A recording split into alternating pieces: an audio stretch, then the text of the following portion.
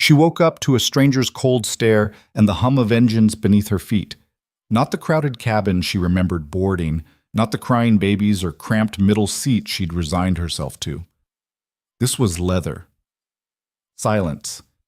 Champagne glasses gleaming in soft light. "You're in my seat." His voice cut through the fog of her exhausted brain like ice water. Mia's stomach dropped.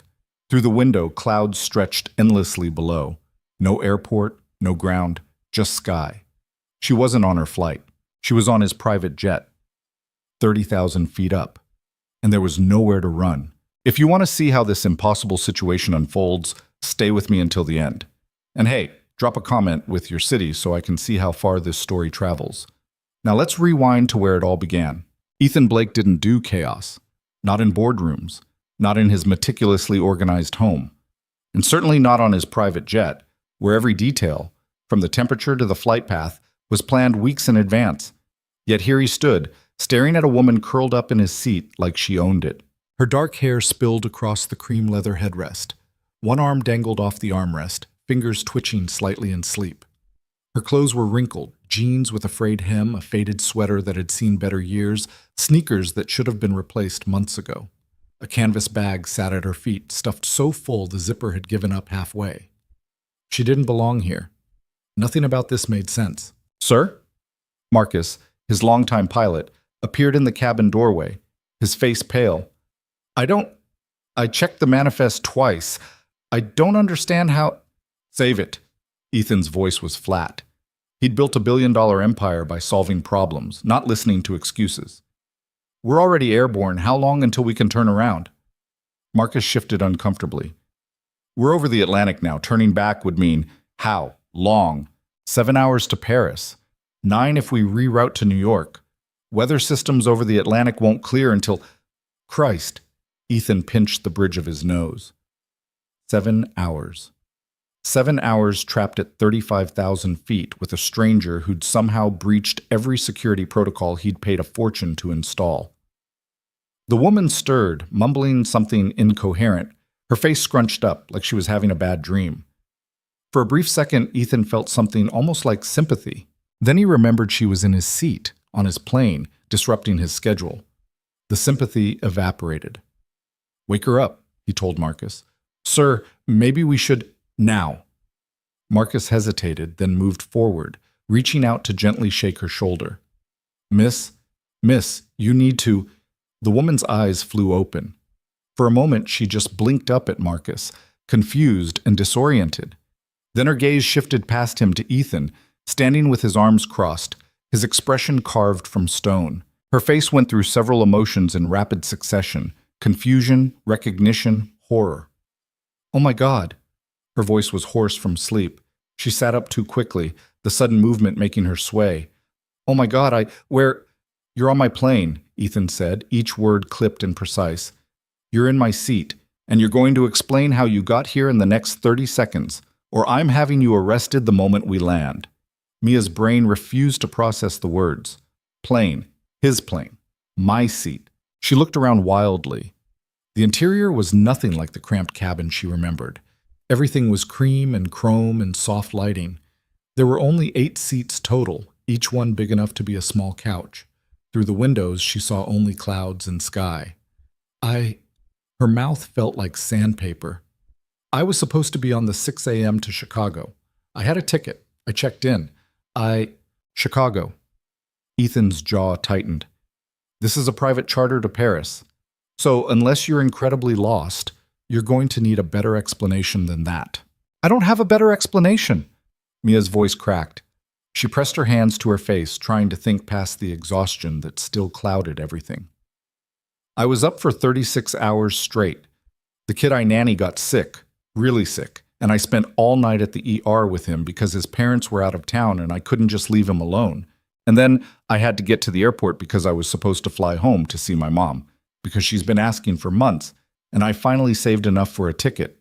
She was rambling. She knew she was rambling, but the words kept spilling out, fueled by panic and sleep deprivation, and the dawning realization that she'd somehow screwed up in a way she couldn't begin to fix. "And I was so tired I could barely see straight. And when they called for boarding, I just followed everyone and I must have gone through the wrong gate. And I sat down and I thought it was weird that it was so nice, but I just figured maybe I got lucky with an upgrade or something because sometimes that happens, right? And I was so tired, I fell asleep. I didn't mean to. I swear I didn't mean to. Silence fell over the cabin. Ethan stared at her like she was a puzzle he couldn't solve. Marcus looked like he wanted to disappear into the cockpit and pretend this wasn't happening. You boarded the wrong plane, Ethan said slowly. You walked past security, onto a private tarmac, up the stairs of a jet that wasn't yours, and you didn't notice. I was tired, Mia's voice rose, defensive. I know how it sounds, okay? I know. But I swear I didn't do this on purpose. Why would I do this on purpose? Do you know how insane that would be? I'm still deciding. Ethan's eyes, a cold, calculating gray, swept over her, assessing. Looking for lies, she realized. Looking for angles. What's your name? Mia. Mia Lawson. Mia Lawson. He said it like he was filing it away for later. And you're a nanny. Yes.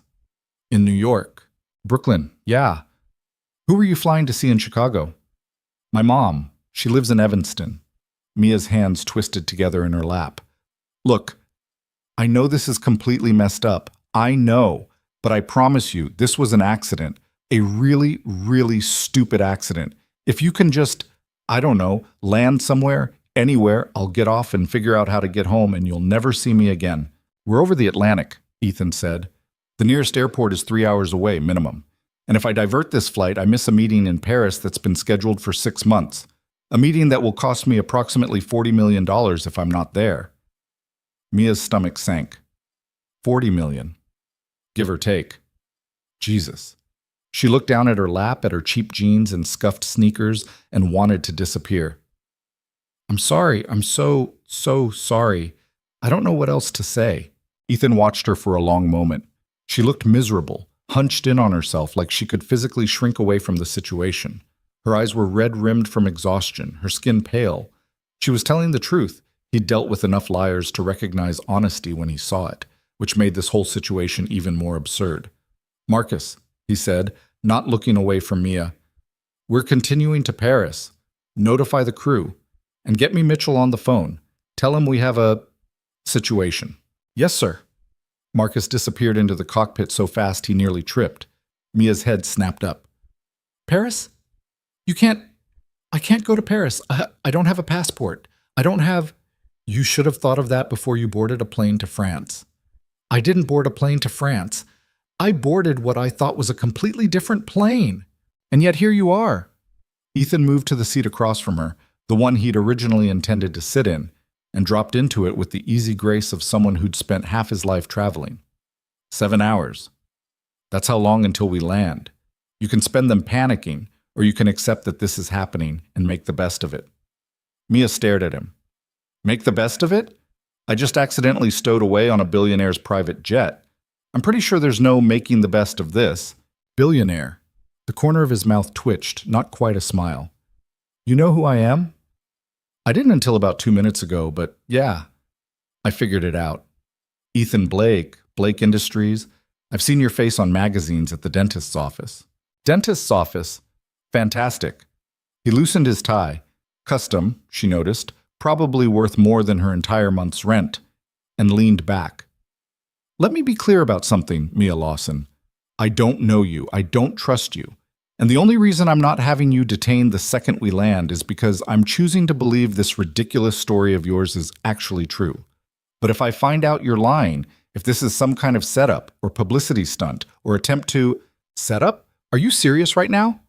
Mia's exhaustion was rapidly being replaced by indignation. You think I planned this? You think I wanted to accidentally board a stranger's plane and end up trapped over the Atlantic? What would I even gain from that? Money, fame, a lawsuit settlement. Ethan ticked them off on his fingers. I've had people try more elaborate schemes for less. Well, I'm not people. I'm just someone who made a really stupid mistake because I was too tired to function like a normal human being. She grabbed her bag from the floor, hugging it against her chest like a shield. And for the record, if I was going to try to scam a billionaire, I'd pick one who seems less likely to have me thrown in jail. Something flickered across Ethan's face. Surprise, maybe. Or amusement. It was gone too quickly to tell. Fair enough, he said. So what now? What now? Mia blinked. You're asking me? You're stuck on this plane for 7 hours. I'm stuck with you for 7 hours. We can spend them in hostile silence, or we can figure out a way to make this tolerable. Tolerable? Mia repeated. Right. Okay. Well, I guess I'll just... She looked around the cabin helplessly. Sit here and try not to touch anything expensive?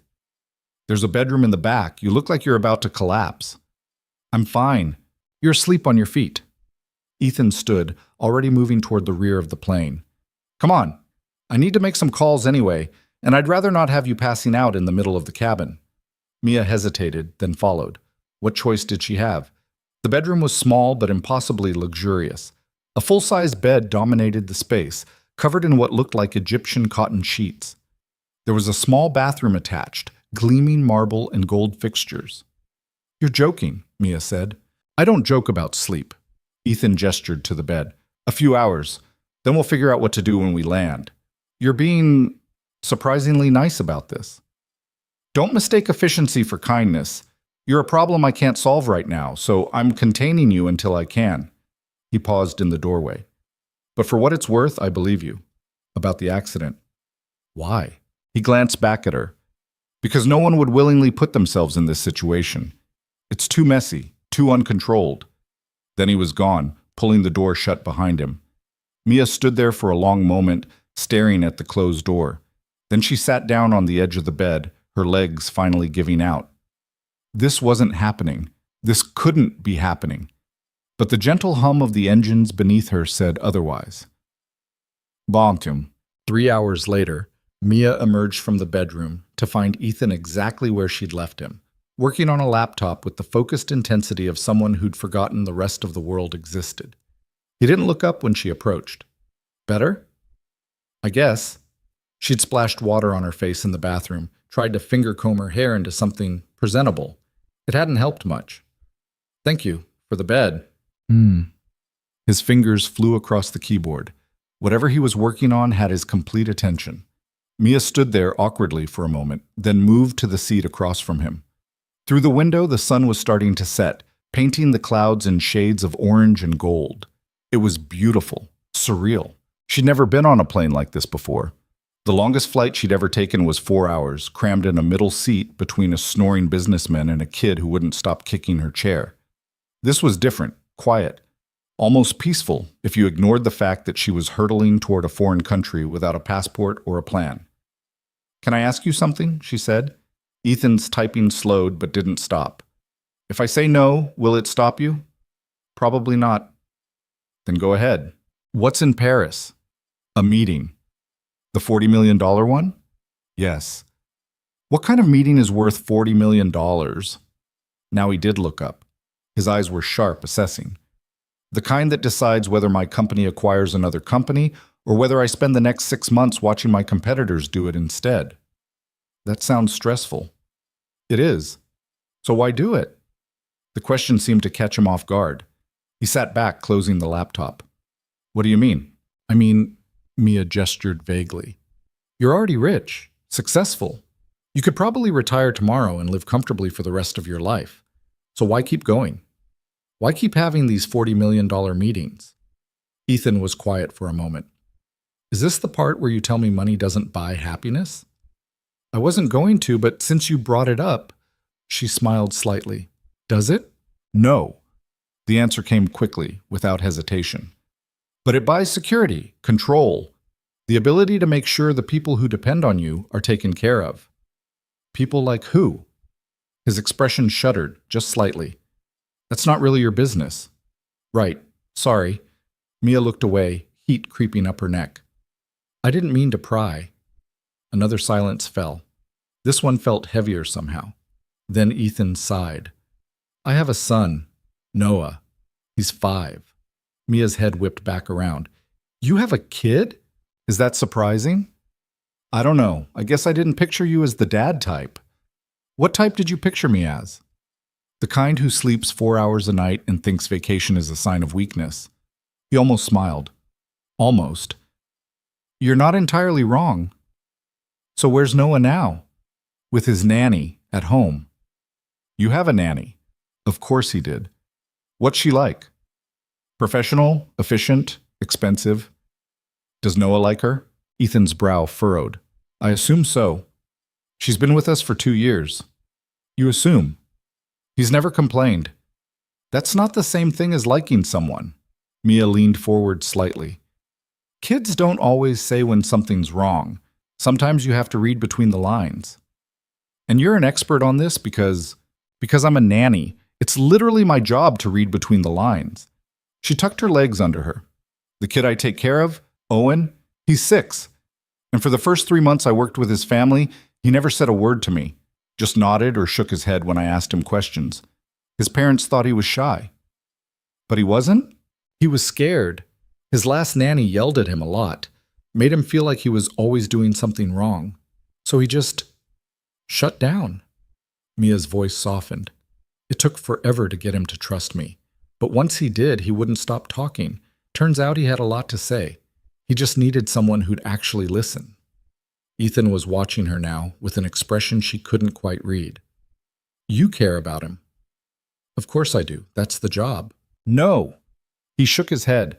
The job is keeping him fed and safe and making sure he does his homework. Caring is something else. Well, maybe it shouldn't be. Mia met his gaze. Maybe caring should be part of the job. Something shifted in his expression. A crack in the armor. Brief, but real. Then it was gone, smoothed over by that same cool professionalism he'd worn since she woke up. Tell me about your mother, he said, changing the subject. The one in Chicago you were supposed to visit. Mia blinked at the pivot. Why? Because we have 4 more hours on this plane, and I'm tired of working. Humor me. She studied him for a moment, trying to figure out if this was some kind of test, but he just looked curious, like he actually wanted to know.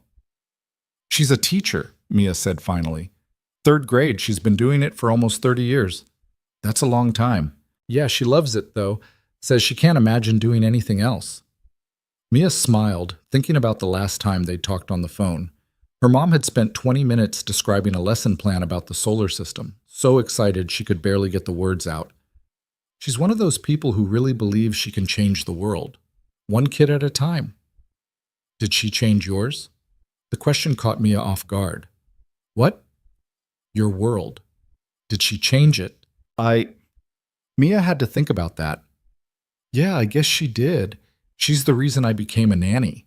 Watching her with her students, seeing how much she cared about them, I wanted to do that too. Make that kind of difference. And do you? Make a difference? I don't know.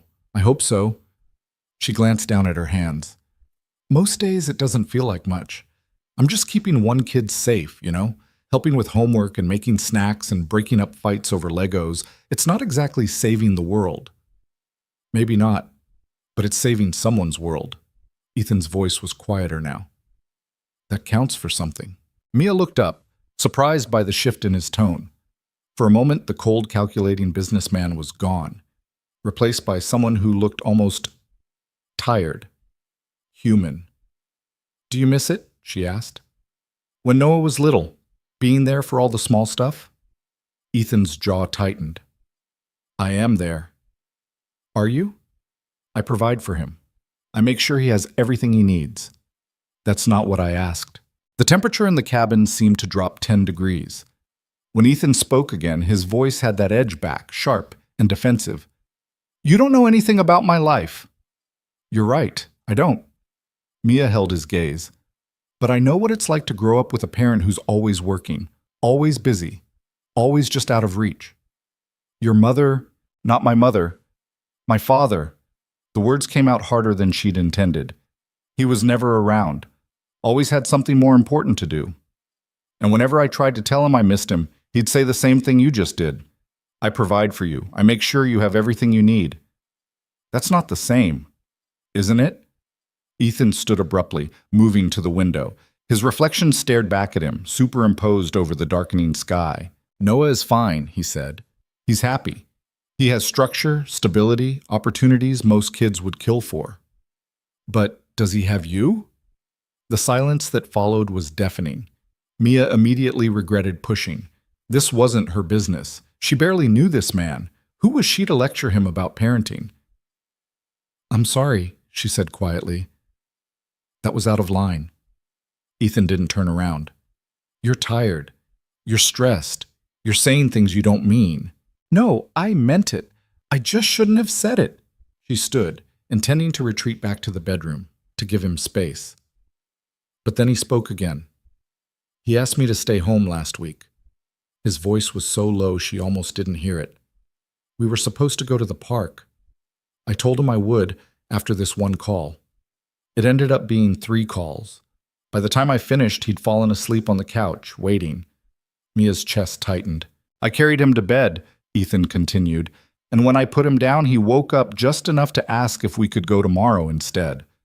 I said yes, but tomorrow turned into the next day and the next, and he finally turned around. You're right. I'm not there. Not really. But you want to be. Wanting doesn't fix anything. No, but it's a start. Mia moved closer, careful not to crowd him. Look, I know I don't have any right to tell you how to parent your kid, and I'm sure you have your reasons for the choices you make. But from where I'm standing, as someone who's been the kid waiting for a parent to come home, the time matters more than the money. The attention matters more than the opportunities. Ethan's expression was unreadable. You're very opinionated for someone who accidentally stowed away on my plane. Yeah, well, Mia shrugged. Apparently I have boundary issues when I'm sleep deprived. This time he did smile. Small, but real. Noted. The tension in the cabin eased slightly. Marcus's voice crackled over the intercom.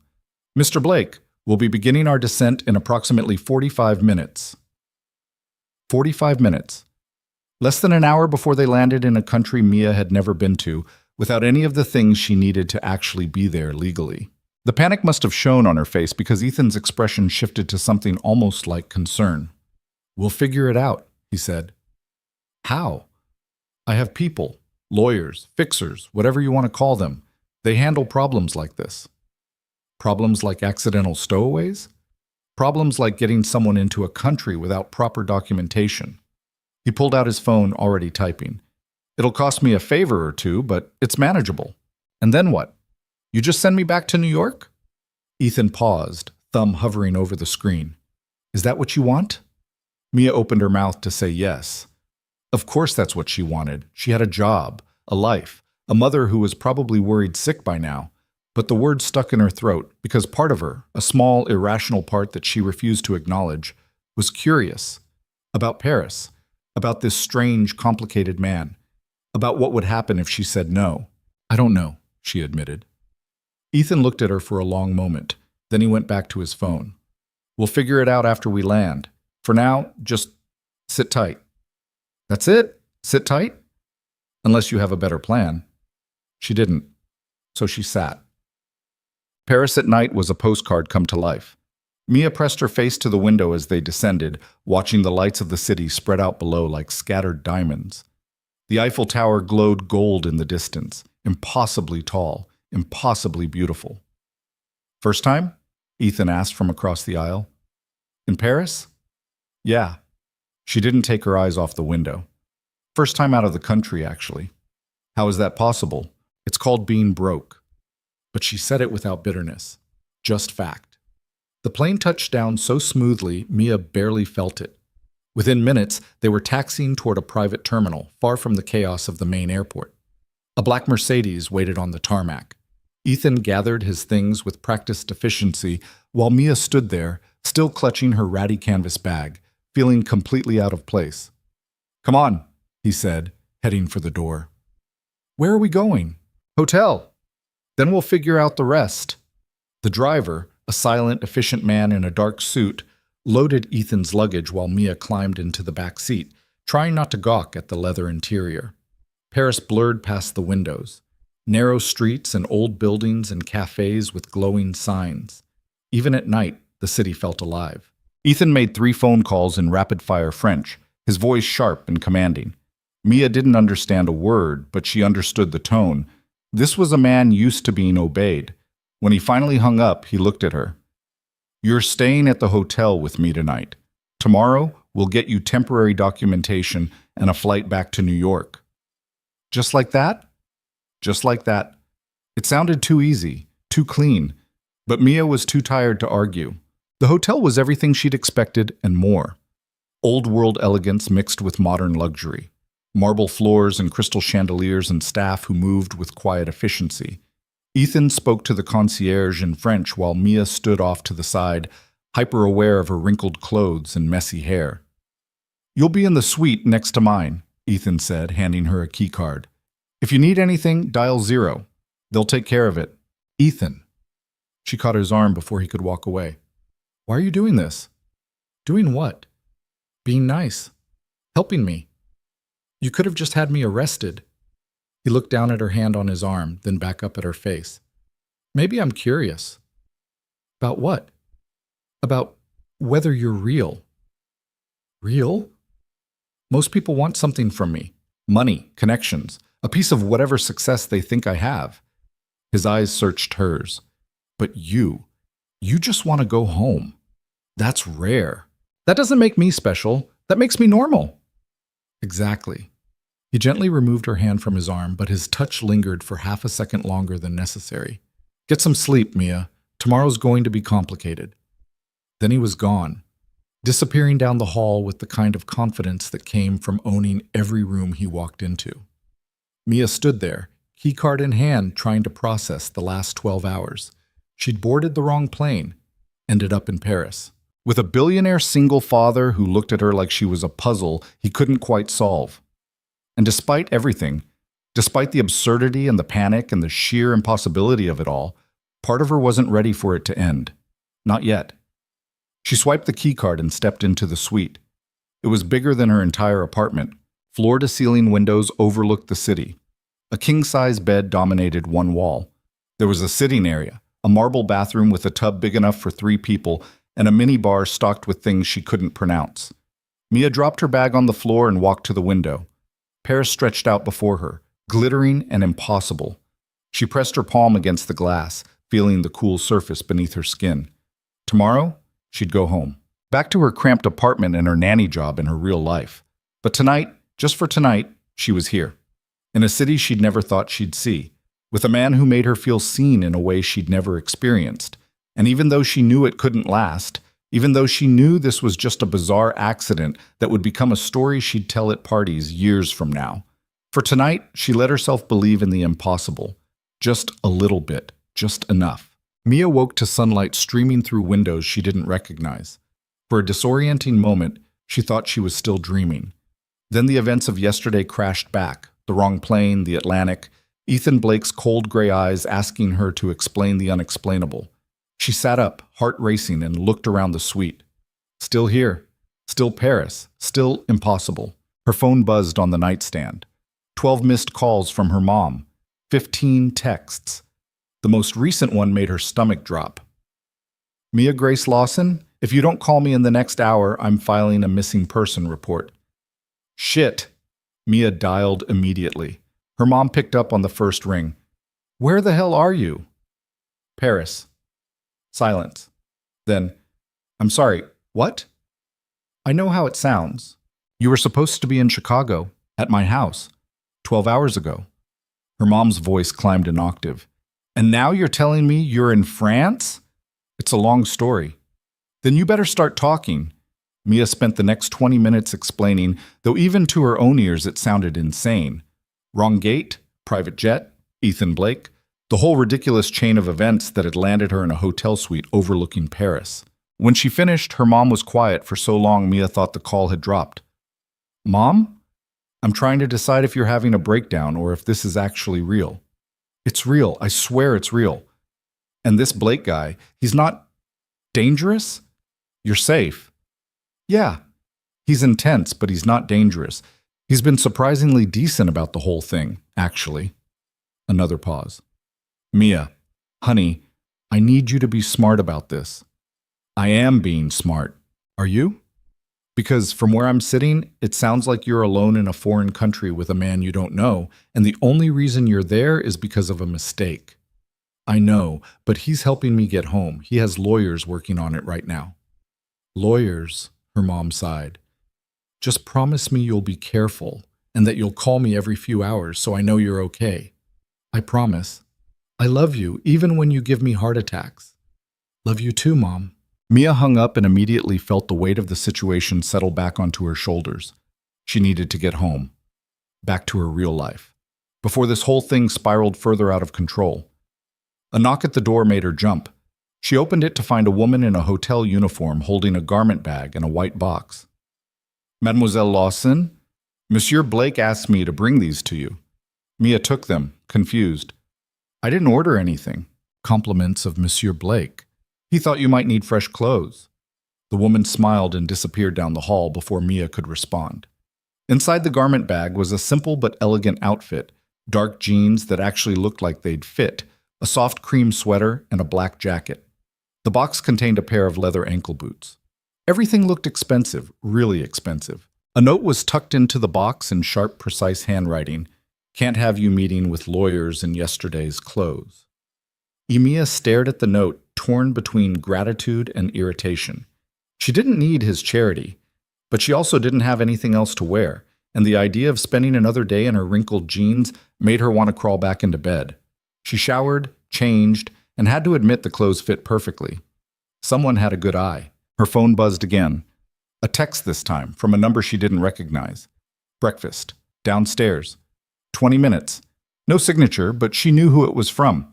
The hotel restaurant was all glass and white tablecloths, filled with well-dressed people speaking in hushed French.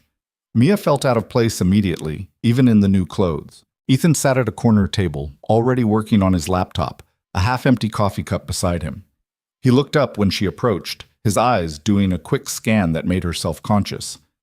They fit, he said. You didn't have to do that. I know. Sit down. She sat. A waiter appeared instantly with coffee and a menu she couldn't read. Do you speak French? Ethan asked. Not a word. Then trust me to order for you. He rattled off something in flawless French. The waiter nodded and vanished. Show off, Mia muttered. It's practical, not showing off. I'm here 3 times a year minimum. For $40 million meetings? Among other things, he closed the laptop and gave her his full attention. My lawyers are working on getting you temporary documentation. It'll take most of the day, but they're optimistic. And then what? You just put me on a plane back to New York? That's the plan. Okay. She wrapped her hands around the coffee cup, grateful for the warmth. Thank you. For this. For not throwing me off the plane mid-flight. I considered it. She almost laughed.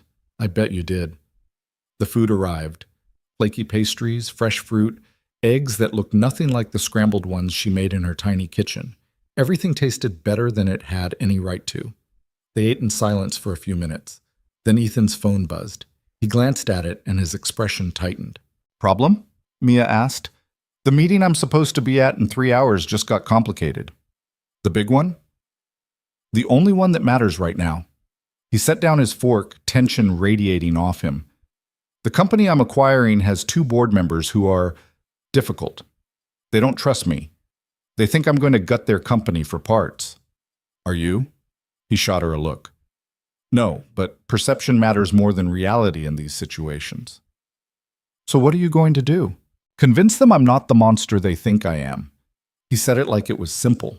Like rewriting someone's entire perception of you was just another item on a to-do list. How? By being someone they can relate to, someone human. His mouth twisted, which, as you've probably noticed, isn't exactly my strong suit. Mia studied him. The sharp suit, the sharper expression, the way he held himself like he was always ready for a fight. He was right. Warmth wasn't his default setting.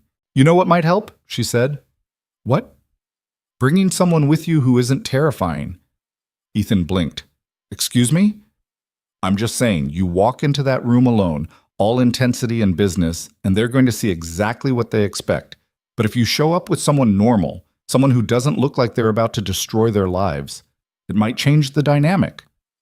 And you think you're that someone? Why not? I'm about as non-threatening as they come. She gestured to herself. Plus, I'm good with people.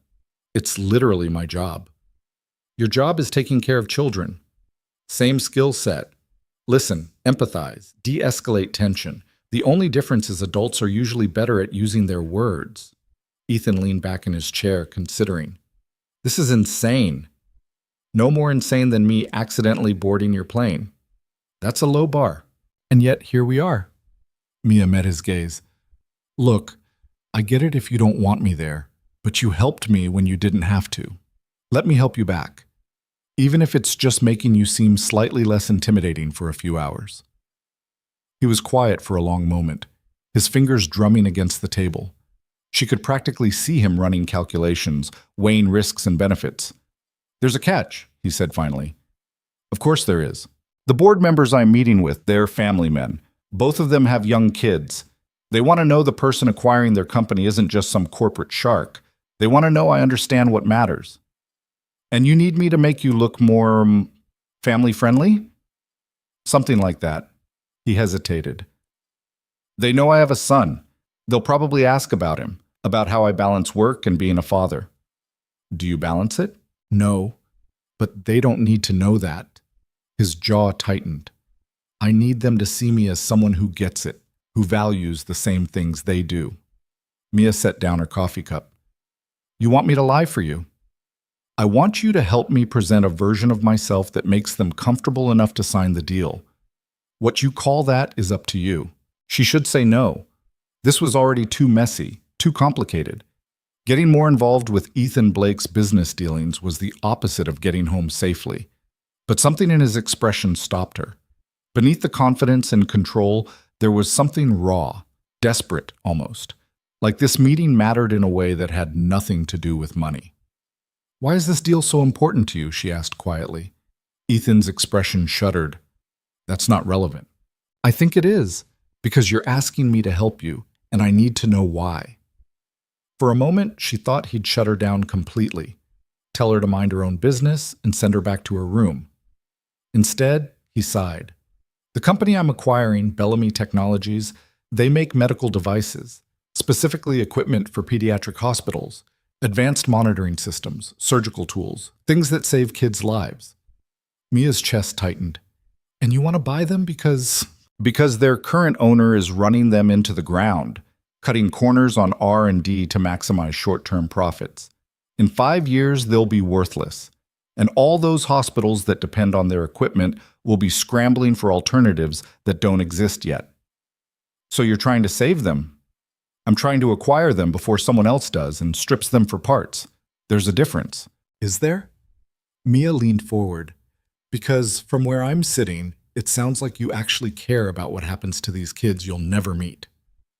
Caring doesn't factor into business decisions. Bullshit. The word came out harder than she intended. You could acquire any company you want, but you chose this one. Why? Ethan's fingers stilled on the table. When he spoke again, his voice was barely above a whisper. Because 5 years ago, Noah got sick, really sick, meningitis. They rushed him to the ER, and the only reason they caught it in time was because they had the right monitoring equipment made by Bellamy. Oh. Ethan, I'm not doing this out of sentiment, he cut her off. I'm doing it because it makes business sense and because I have the resources to do it right. That's all. But it wasn't all. Mia could see it in the tension of his shoulders, the way his hands had curled into fists. This wasn't just business. This was personal. Okay, she said. He looked up, surprised. Okay? I'll help you. With the meeting, but on one condition. Which is? You stop pretending you don't care about things. At least with me. I'm going to spend the day lying to strangers for you. The least you can do is be honest with me. Something flickered across his face. Not quite a smile, but close. Deal, he said. 2 hours later, Mia found herself in the back of the Mercedes again, heading toward a building in the business district that looked more like a museum than an office. Ethan had spent the car ride briefing her on the 2 board members, Jean-Claude Moreau and Philippe Durant. Both in their 50s, both protective of the company they'd helped build, both skeptical of American billionaires swooping in with promises. Just follow my lead, Ethan said as they pulled up to the entrance. Be yourself. Be warm. If they ask you direct questions, answer honestly but keep it brief. And if they ask about Noah, tell them he's 5, that he likes dinosaurs and building blocks, that he's the most important thing in my life. Is he? Ethan's jaw tightened. He should be. The honesty in that answer made Mia's heart hurt. The building's interior was all marble and glass, intimidatingly elegant. They rode the elevator to the top floor in silence, Ethan's focus already shifting to business mode. She could see the transformation happening in real time. The softening she'd glimpsed over breakfast disappearing behind walls of cool professionalism. The conference room was massive, dominated by a table that could seat 20. Only 2 men sat at it, both rising as Ethan and Mia entered. Ethan, good to see you. Jean-Claude Moreau was tall and silver-haired, his handshake firm but his eyes wary. Philippe Durant was shorter, rounder, with kind eyes behind wire-rimmed glasses. We were beginning to think you might not make it. Flight delays, Ethan said smoothly. My apologies, this is Mia Lawson. She's helping me with some personal matters while I'm in Paris. Both men looked at her with open curiosity. Mademoiselle Lawson. Jean-Claude took her hand. A pleasure. The pleasure's mine, Mia said, hoping her smile looked natural. Though I have to admit I'm a little out of my depth here. I'm a nanny, not a businesswoman. A nanny? Philippe's eyes lit up. How wonderful.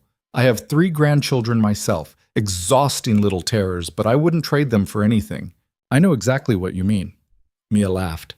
The 6-year-old I take care of once convinced me that his parents said he could have ice cream for breakfast. Took me 3 days to figure out he'd made the whole thing up. Philippe chuckled. Clever. Mine tried to tell me vegetables were poisonous. The ice broke just slightly. Jean-Claude still looked reserved, but some of the tension had eased from his posture. They settled into their seats. Ethan launched into his presentation. Financial projections, restructuring plans, promises of investment in R&D. He was confident, articulate, completely in control. But Mia watched the 2 Frenchmen. Watched the way Jean-Claude's shoulders stayed tight, the way Philippe kept glancing at his phone like he wanted to be anywhere else. They weren't buying it. Not really. Halfway through the presentation, Jean-Claude held up a hand. Forgive me, Ethan, but I must ask, what is your real interest in Bellamy? You have dozens of companies. Why this one? The room went still. Ethan's expression didn't change, but Mia saw his fingers tighten on the tablet he'd been using. I believe there's significant untapped potential. That's what you said in your proposal, Jean-Claude interrupted. I'm asking what you're not saying. Why does Ethan Blake, who could buy any company in the world, want a struggling medical device manufacturer? The silence stretched. Mia made a decision. Can I say something? She didn't wait for permission. I know I'm not supposed to be part of this meeting. I'm just the nanny who accidentally ended up in Paris. But since I'm here anyway, all 3 men turned to look at her. 5 years ago, Ethan's son almost died, she said quietly. Meningitis. They caught it just in time because the hospital had the right equipment. Equipment your company made. Philippe's expression shifted. Jean-Claude leaned forward. Ethan doesn't talk about it, Mia continued. He probably wouldn't want me telling you this, but you asked why he cares, and that's why. Because he knows what it's like to stand in a hospital room and pray that the technology exists to save your kid's life. And he knows that if your company fails, there will be other parents in other hospitals who won't be as lucky as he was. She glanced at Ethan. His face was unreadable, but his eyes were fixed on her with an intensity that made her breath catch. He's not trying to save the world, she said. He's trying to save the one piece of it that saved his son. Maybe that's not great business logic, but it's the truth. The silence that followed felt different, heavier. Philippe was the first to speak. My youngest grandson had heart surgery last year. He was 3 years old. The surgeon used one of our monitoring systems. It gave them real-time data that... His voice cracked slightly. That made all the difference. Jean-Claude's expression had softened. My daughter works in a children's hospital in Lyon. She tells me constantly that our equipment is the best she's ever used, that it saves lives other systems would miss. He looked at Ethan. Is this true? About your son? Ethan met his gaze steadily. Yes. Why didn't you tell us this before? Because I didn't want you to think I was using it to manipulate you. And yet Jean-Claude glanced at Mia. Your companion just did exactly that. She wasn't supposed to. Ethan's voice was tight. But apparently she has boundary issues. Mia bit her lip, wondering if she'd just destroyed the entire deal. Then Felipe laughed, a real, genuine laugh that filled the room. I like her. She speaks truth when everyone else speaks strategy. That's rare. Jean-Claude was smiling too, just slightly. Perhaps we've been approaching this wrong. Ethan, tell me, not as a businessman but as a father, what would you do with Bellamy if we agreed to this acquisition? What followed was a different conversation entirely. Ethan talked about his vision for the company, but this time the corporate speak was stripped away. He talked about funding research into better pediatric monitoring systems, about hiring the best engineers and giving them the resources to innovate without quarterly profit pressures, about making sure every children's hospital in the world could afford their equipment. And for the first time since Mia met him, he sounded like he actually believed in something beyond the bottom line. Jean-Claude and Philippe listened, asked questions, pushed back on certain points but nodded at others. 2 hours later, when they stood to shake hands, there was a tentative agreement in place. Not final, there were still lawyers and contracts and 100 details to work out, but real. We'll have our team draft the preliminary terms, Jean-Claude said. Should be ready for review by end of week. I look forward to it. Ethan shook both their hands. Felipe turned to Mia. It was lovely to meet you, Mademoiselle Lawson. I hope you enjoy the rest of your time in Paris. Thank you. I hope I do too. The moment they were back in the elevator, Mia let out a breath she didn't know she'd been holding. That was completely out of line, Ethan said, but there was no heat in it. I told you to follow my lead, not take over the meeting. I know. I'm sorry. They weren't connecting with you, and I thought if they knew the real reason, it worked. He looked at her, something unreadable in his expression. I spent 3 months trying to get them to trust me. You did it in 5 minutes.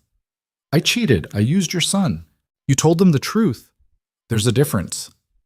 The elevator doors opened onto the lobby. Come on. I owe you lunch. They ended up at a small cafe tucked down a side street, the kind of place that definitely wasn't in any tourist guides. The tables were mismatched, the menu handwritten on a chalkboard, and the owner greeted Ethan like an old friend. You come here a lot? Mia asked as they sat down. When I'm in Paris, yes, the food's good and no one bothers me. They ordered, Ethan handling the French again, and then sat in comfortable silence while they waited. Can I ask you something? Mia said finally. You're going to anyway. Fair. What you said in there about what you do with Bellamy, did you mean it? Or was that just more strategy? Ethan was quiet for a moment, his fingers tracing patterns on the worn wooden table. When Noah was in the hospital, I felt completely helpless. I had all this money, all this power, and none of it mattered. I couldn't fix him. I couldn't make him better. I just had to wait and hope the doctors and the equipment were good enough. That must have been terrifying. It was the worst 3 days of my life. His voice was rough. And when he finally stabilized, when they told me he was going to be okay, I made a promise to myself that I'd never feel that helpless again. That if I could do something, anything, to make sure other parents didn't have to go through what I went through, I would. So yes, you meant it. Yes. He looked up, meeting her eyes. I meant it. The food arrived, and they ate while talking about lighter things. Mia told him about the kids she'd worked with over the years, the funny moments and the heartbreaking ones. Ethan talked about Noah's obsession with dinosaurs, how he'd memorized the names of at least 40 species and would correct anyone who got them wrong. He sounds amazing, Mia said. He is. Ethan's expression softened in a way she hadn't seen before.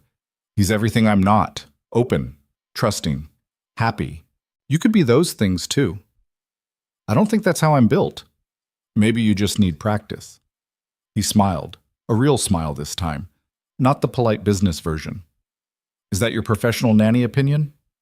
It's my professional human being opinion. They finished lunch and stepped back into the Paris afternoon. The sun was warm, the streets busy with people who looked like they had nowhere important to be. What time does your flight leave tomorrow? Ethan asked as they walked. Tomorrow. Right. Reality. I don't know yet. Your lawyers are booking it, remember? Right. He checked his phone. They just sent confirmation. You're on the 10 a.m. to JFK, first class. You didn't have to do that. I know. Consider it payment for services rendered. They walked in silence for a while, weaving through narrow streets lined with shops and cafes. Mia tried to memorize everything. The way the light hit the old buildings, the sound of French conversations floating past, the smell of fresh bread from a nearby boulangerie. You should see the city, Ethan said suddenly. Properly, I mean. Not just the hotel and a conference room. I don't have time. I'm leaving tomorrow morning.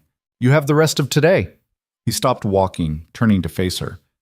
And I have a driver who knows Paris better than anyone. Unless you'd rather spend your last night here alone in a hotel room? Mia's heart did something complicated in her chest. Why are you doing this? Doing what? Being nice to me. You got what you wanted from the meeting. You don't owe me anything else. Ethan looked at her for a long moment. Maybe I'm not ready for you to leave yet. The words hung between them, heavy, with implications neither of them seemed ready to examine. Okay, Mia said softly. Show me Paris. The next few hours blurred together in the best possible way. They went to the Eiffel Tower, where Mia stood underneath the iron lattice and craned her neck back until it hurt. They walked along the Seine, watching boats drift past. They stopped at a bookstore that smelled like old paper and possibility. Ethan was different away from business, looser. He pointed out buildings and told her their history, bought her a crepe from a street vendor, didn't check his phone once. As the sun started to set, they ended up at Sacré-Cœur, the white basilica perched on top of Montmartre.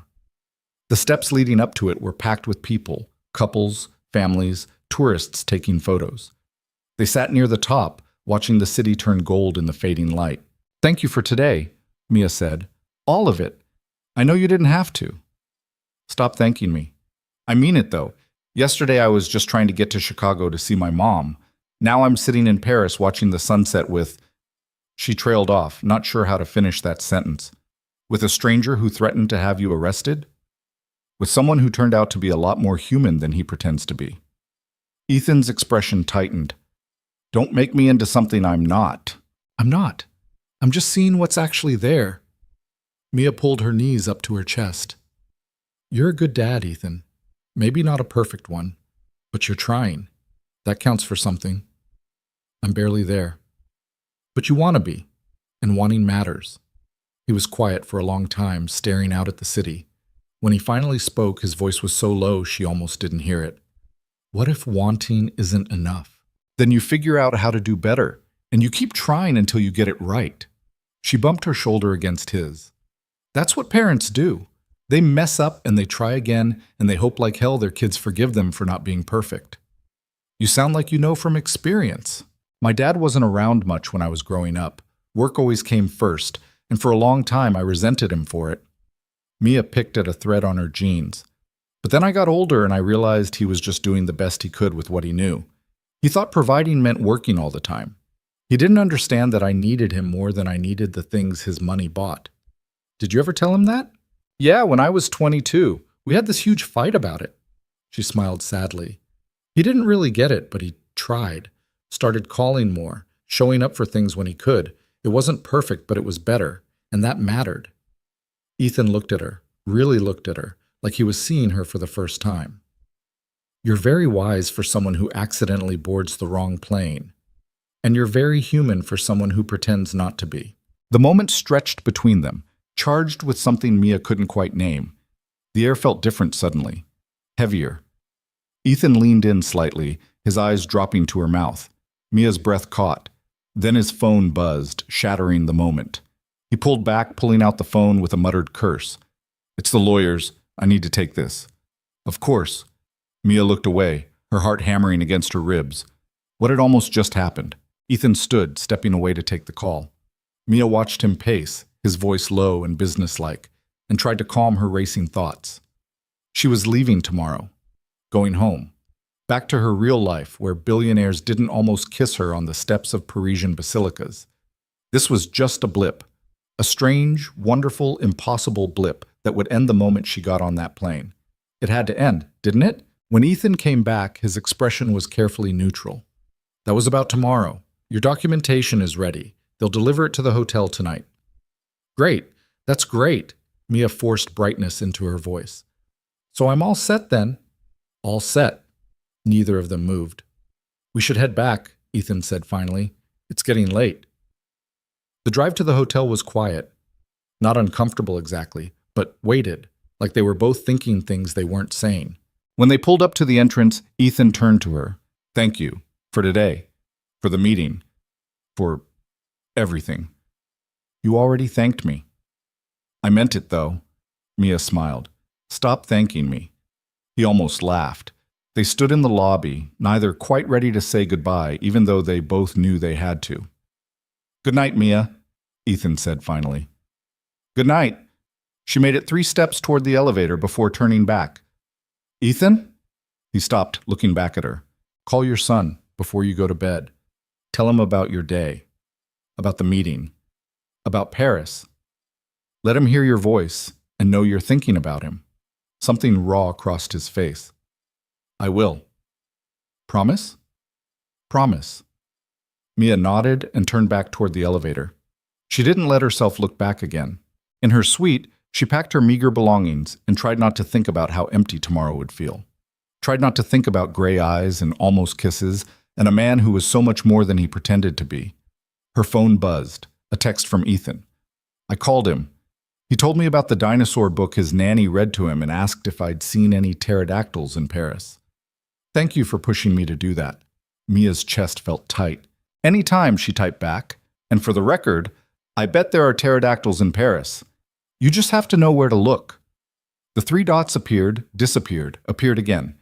Get some sleep. Big day tomorrow. You too. She set the phone down and stared out at the city one last time. Tomorrow she'd go home. Tomorrow, this would all become just a story. Tomorrow, Ethan Blake would go back to being a stranger. But tonight, just for tonight, she let herself feel the impossible pull of something that could never be. And she let herself wonder what would happen if she stayed. Mia didn't sleep. She lay in the oversized bed watching headlights sweep across the ceiling, trying to convince herself that leaving was the right choice. The only choice. Her life was in New York. Her job, her tiny apartment, her mom waiting for her to finally make it to Chicago. This thing with Ethan, whatever it was, had an expiration date. Tomorrow at 10 a.m., to be exact. At 3 a.m., she gave up on sleep and stood at the window watching Paris glitter in the darkness. Her phone lit up on the nightstand. You awake? Her heart jumped. She grabbed the phone.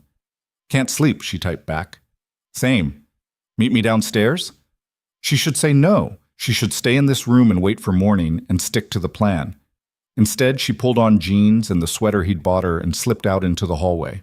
The hotel lobby was empty except for a single desk clerk who nodded politely as she passed. Ethan stood near the entrance, hands in his pockets, looking like he hadn't slept either. Hey, she said softly. Hey. He studied her face. I have an idea. Probably a terrible one. What kind of terrible? The kind where instead of sitting in our rooms staring at walls, we do something stupid. Despite everything, Mia smiled. I'm listening. 20 minutes later, they were walking through Paris at 3 a.m. with no particular destination. The city was different at this hour, quieter, more intimate. Street cleaners worked in silence, cafe owners prepared for the morning rush, and occasionally they'd pass someone else who couldn't sleep, another restless soul wandering the darkness. You know what I realized? Ethan said as they crossed a bridge over the Seine. I've been coming to Paris for 10 years and I've never actually seen it. Not like this. It's always meetings in hotels and airports. That's depressing. That's my life. He stopped in the middle of the bridge, leaning against the railing. Everything scheduled down to the minute. Every interaction planned, every outcome calculated. Sounds exhausting. It is.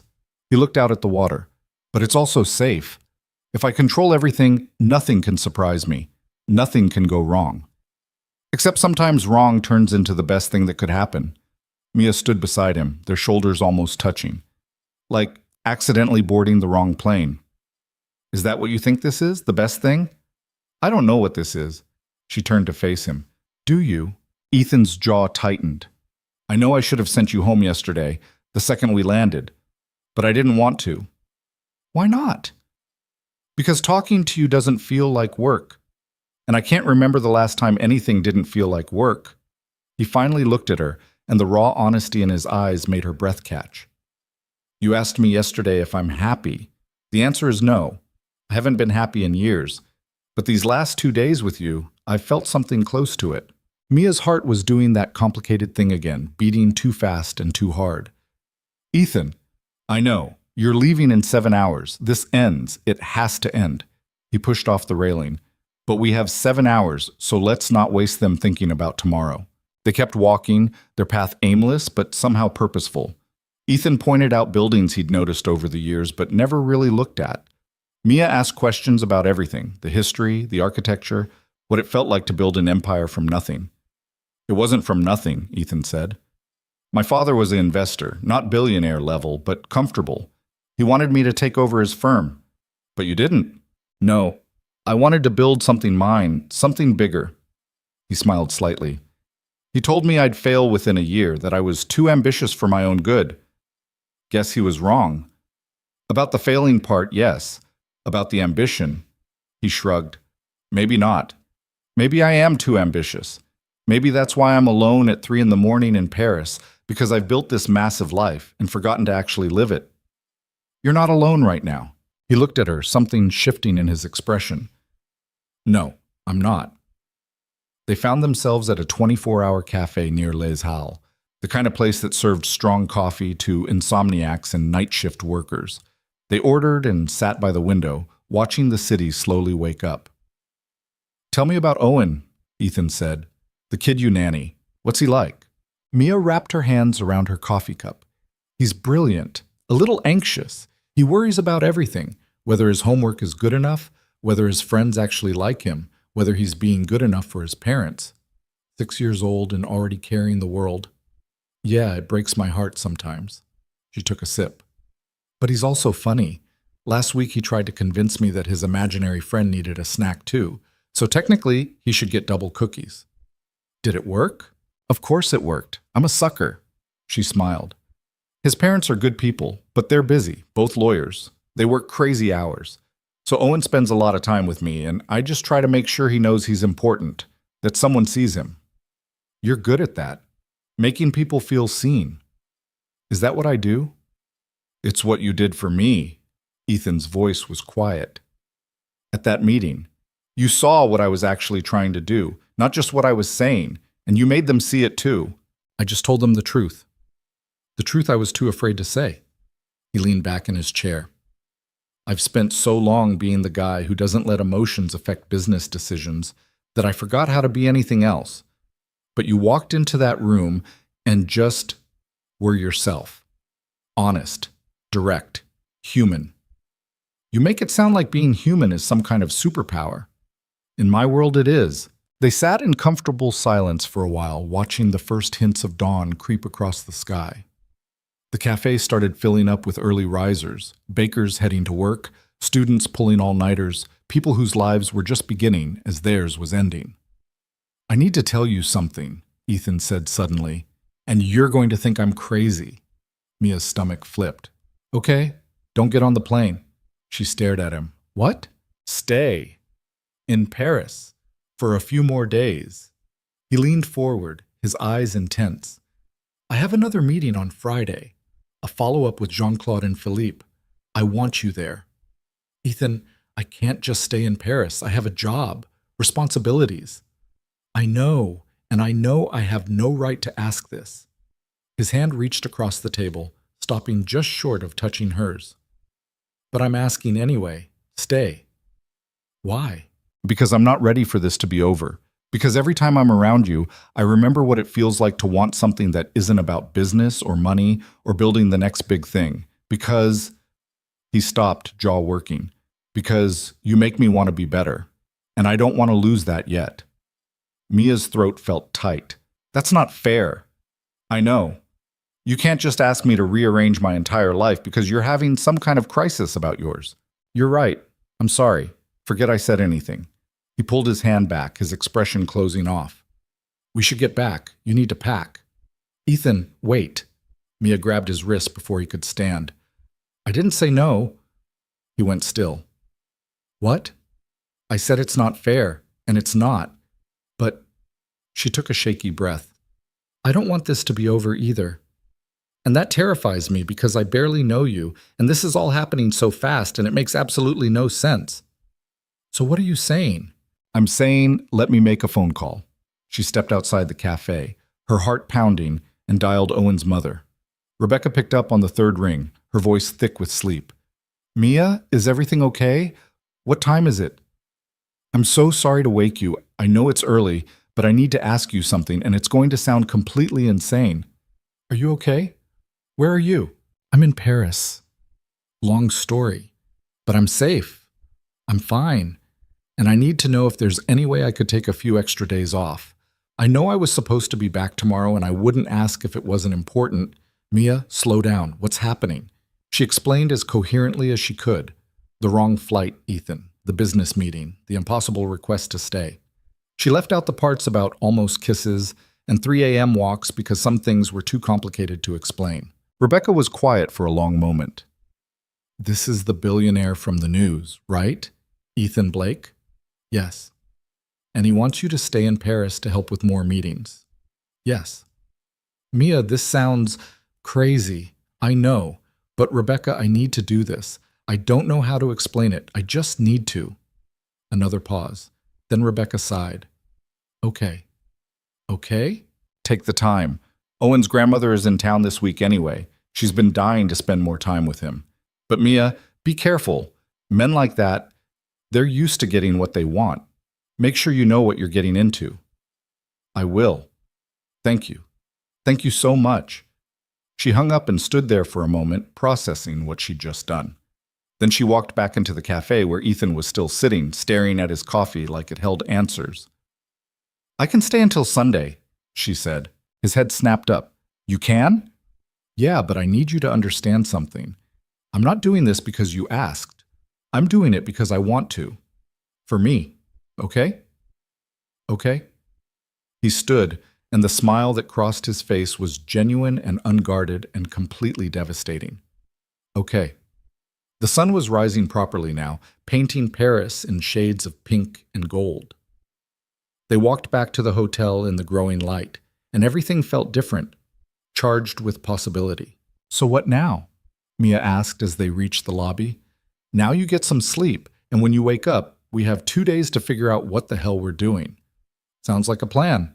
She made it to the elevator before turning back. Ethan? He stopped. Yeah? I'm glad I stayed. Me too. Mia slept until noon, a deep, dreamless sleep that left her feeling more rested than she had in weeks. When she finally woke, there was a note slipped under her door. Meeting until 3. Lunch after? E. She texted back a yes and spent the afternoon exploring the hotel, taking a long shower, trying on the other clothes that had mysteriously appeared in her closet while she slept.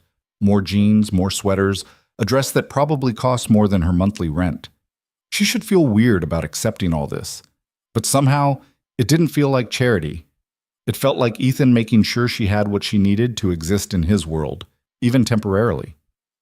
At 3:15, her phone buzzed. Change of plans. Something came up with the meeting. Can you come to the office? What kind of something? The kind where I need you. Address attached.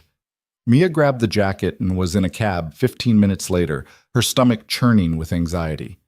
The office building was in the 8th arrondissement, all glass and modern architecture.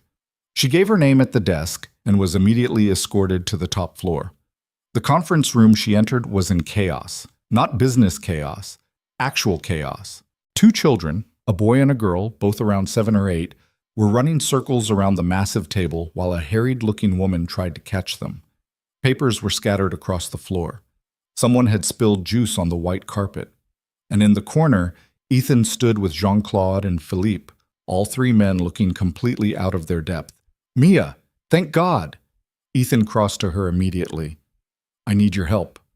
What happened? Jean-Claude's grandchildren. Their mother had an emergency. She was supposed to pick them up an hour ago, but her flight got delayed. And he gestured helplessly at the running children. This. Mia bit back a laugh. You want me to wrangle them? Please, we have 2 hours of contract revisions left, and I can't think with all the screaming. Okay, but you owe me. Name your price. She turned to survey the situation. The woman chasing the children looked like she was about to cry. The kids looked like they were having the time of their lives. Mia walked calmly to the center of the room and clapped her hands once, sharp and loud. Both children stopped mid-run, turning to stare at her. Hi, she said cheerfully. I'm Mia. What are your names? The boy spoke first, suspicious. I'm Julienne. That's my sister Claire. Nice to meet you both. Hey, I have a question. Do you guys know how to play the statue game? Claire's eyes lit up. What's that? It's a game where when the music stops, you have to freeze like a statue. But the trick is, you have to freeze in the silliest position possible. Want to try? Both kids nodded eagerly. Mia pulled out her phone, found some upbeat French music, and started playing. Okay, dance around until the music stops. Then freeze. For the next 2 hours, Mia kept Julienne and Claire entertained with games, drawing, and eventually a dramatic retelling of a dinosaur story that had both kids completely engrossed. The harried woman, who introduced herself as Marie, Jean-Claude's assistant, looked at Mia like she was a miracle worker. In the corner, Ethan and the 2 Frenchmen worked through their contracts, occasionally glancing over with expressions of relief and amazement. When Claire's mother finally arrived, apologizing profusely in rapid French, both kids hugged Mia goodbye like they'd known her forever. You're magic, Claire whispered. Will you come back? Maybe, Mia said, her heart squeezing. If your grandfather has more meetings. Jean-Claude approached as his daughter gathered the children. Mademoiselle Lawson, I cannot thank you enough. I have never seen them so calm. They're good kids, just needed something to focus on. Still, you saved this meeting. He glanced at Ethan. You are lucky to have found her. After they left, the room felt suddenly quiet.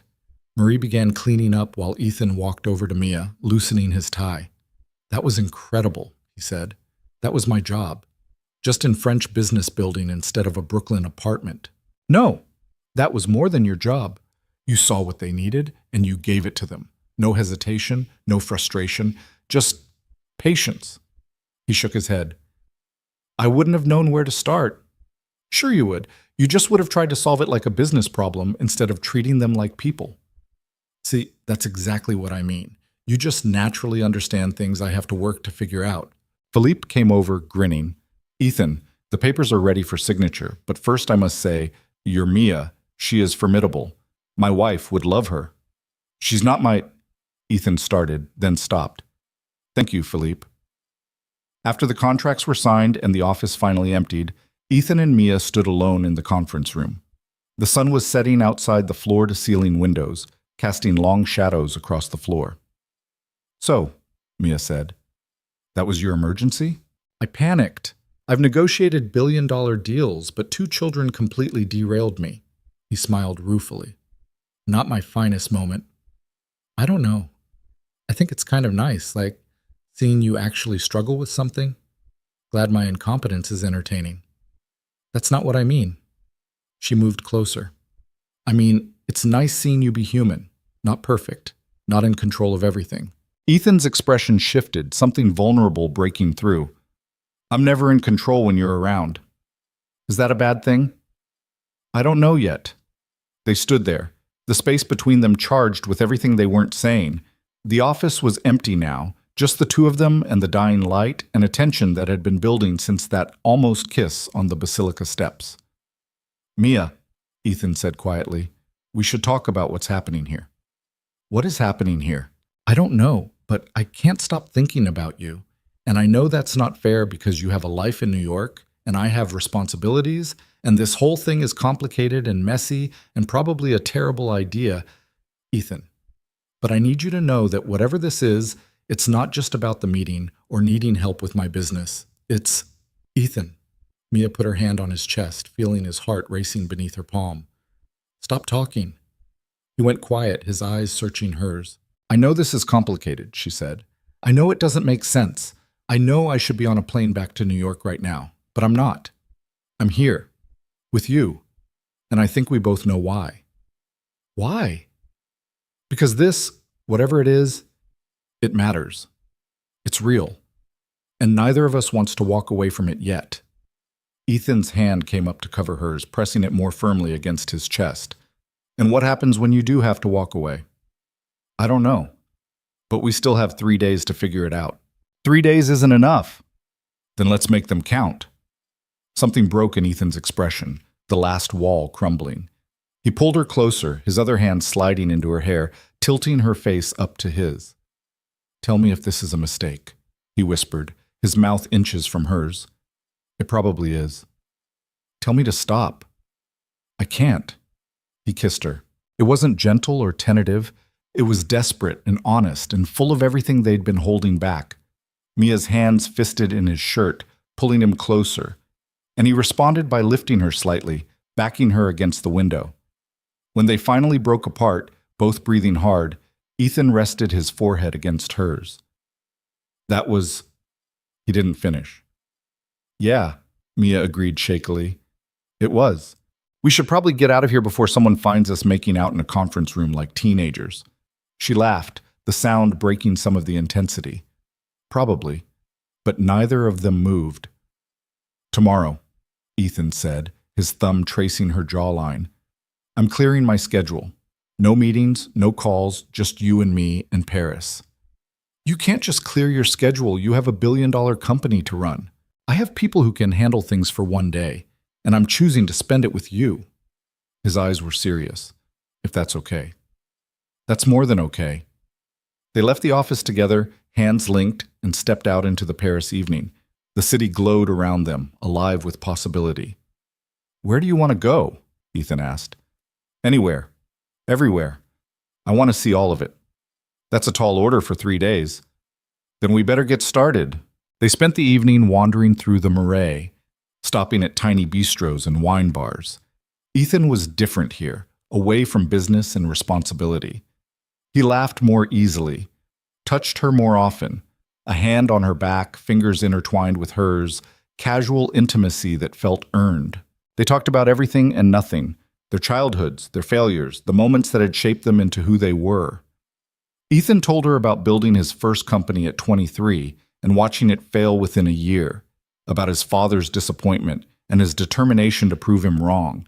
Mia told him about the year after college when she'd tried to be a teacher like her mom and realized she wasn't built for classrooms, about feeling like a failure until she took her first nanny job and discovered she was good at the one-on-one connection, the intimacy of helping raise someone else's child.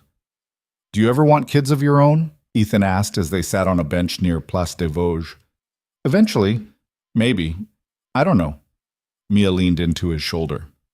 Do you want more? I barely have time for the one I have, but yeah, someday. If I ever figure out how to actually be present instead of just providing. You will. You're already doing it. Calling Noah, thinking about him. That's the first step. Because you pushed me to. No, because you wanted to. I just gave you permission to admit it. They stayed out until midnight, talking and kissing and existing in a bubble where reality couldn't quite reach them. When they finally made it back to the hotel, they stood in the hallway between their rooms, neither wanting to say goodnight.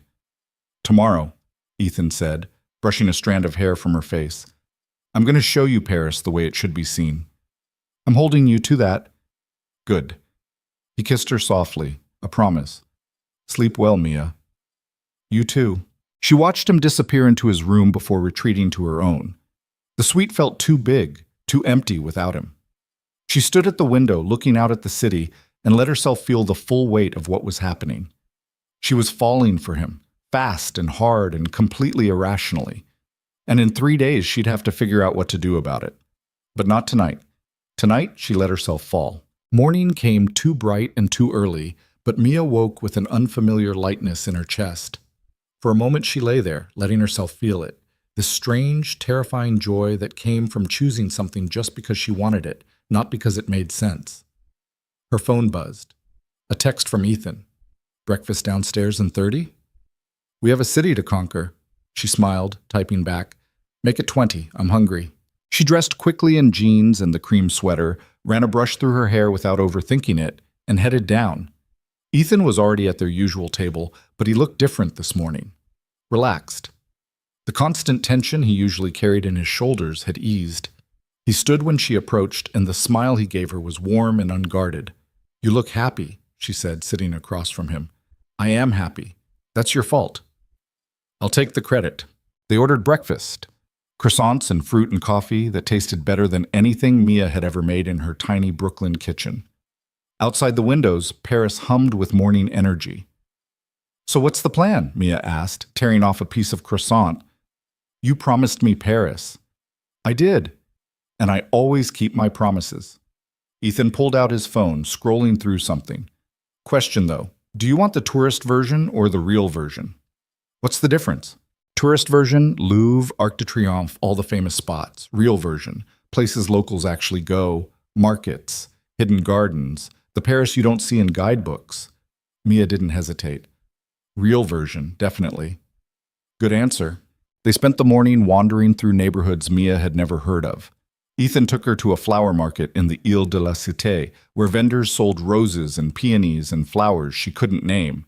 They walked through the covered passages of the 9th arrondissement, beautiful glass-roofed arcades filled with bookshops and strange little boutiques. "How do you know about all this?" Mia asked as they emerged from a passage onto a quiet street. "I told you, I've been coming here for years. Most of the time I'm stuck in meetings, but sometimes I'd slip away for an hour. Walk until I found something interesting." He squeezed her hand. "It's better with company, though." They stopped for lunch at a tiny restaurant that barely fit 10 tables. The owner recognized Ethan and greeted him in rapid French, gesturing animatedly. Ethan responded in kind, laughing at something the man said. "What did he say?" Mia asked after they sat down. "He said he's glad I finally brought a woman here who smiles. Apparently I look too serious all the time." "He's not wrong." "I know." Ethan leaned back, studying her. "You're good for me. You know that?" "You keep saying that." "Because it keeps being true." His expression turned serious. "Mia, I need to tell you something, and I need you to actually hear me, okay?" Her stomach flipped. "Okay. This isn't just about having company for a few days. It's not about being lonely or having someone to show around Paris." He reached across the table, taking both her hands. "I know we barely know each other. I know this is fast, but I haven't felt this way about anyone I don't know if I've ever felt this way.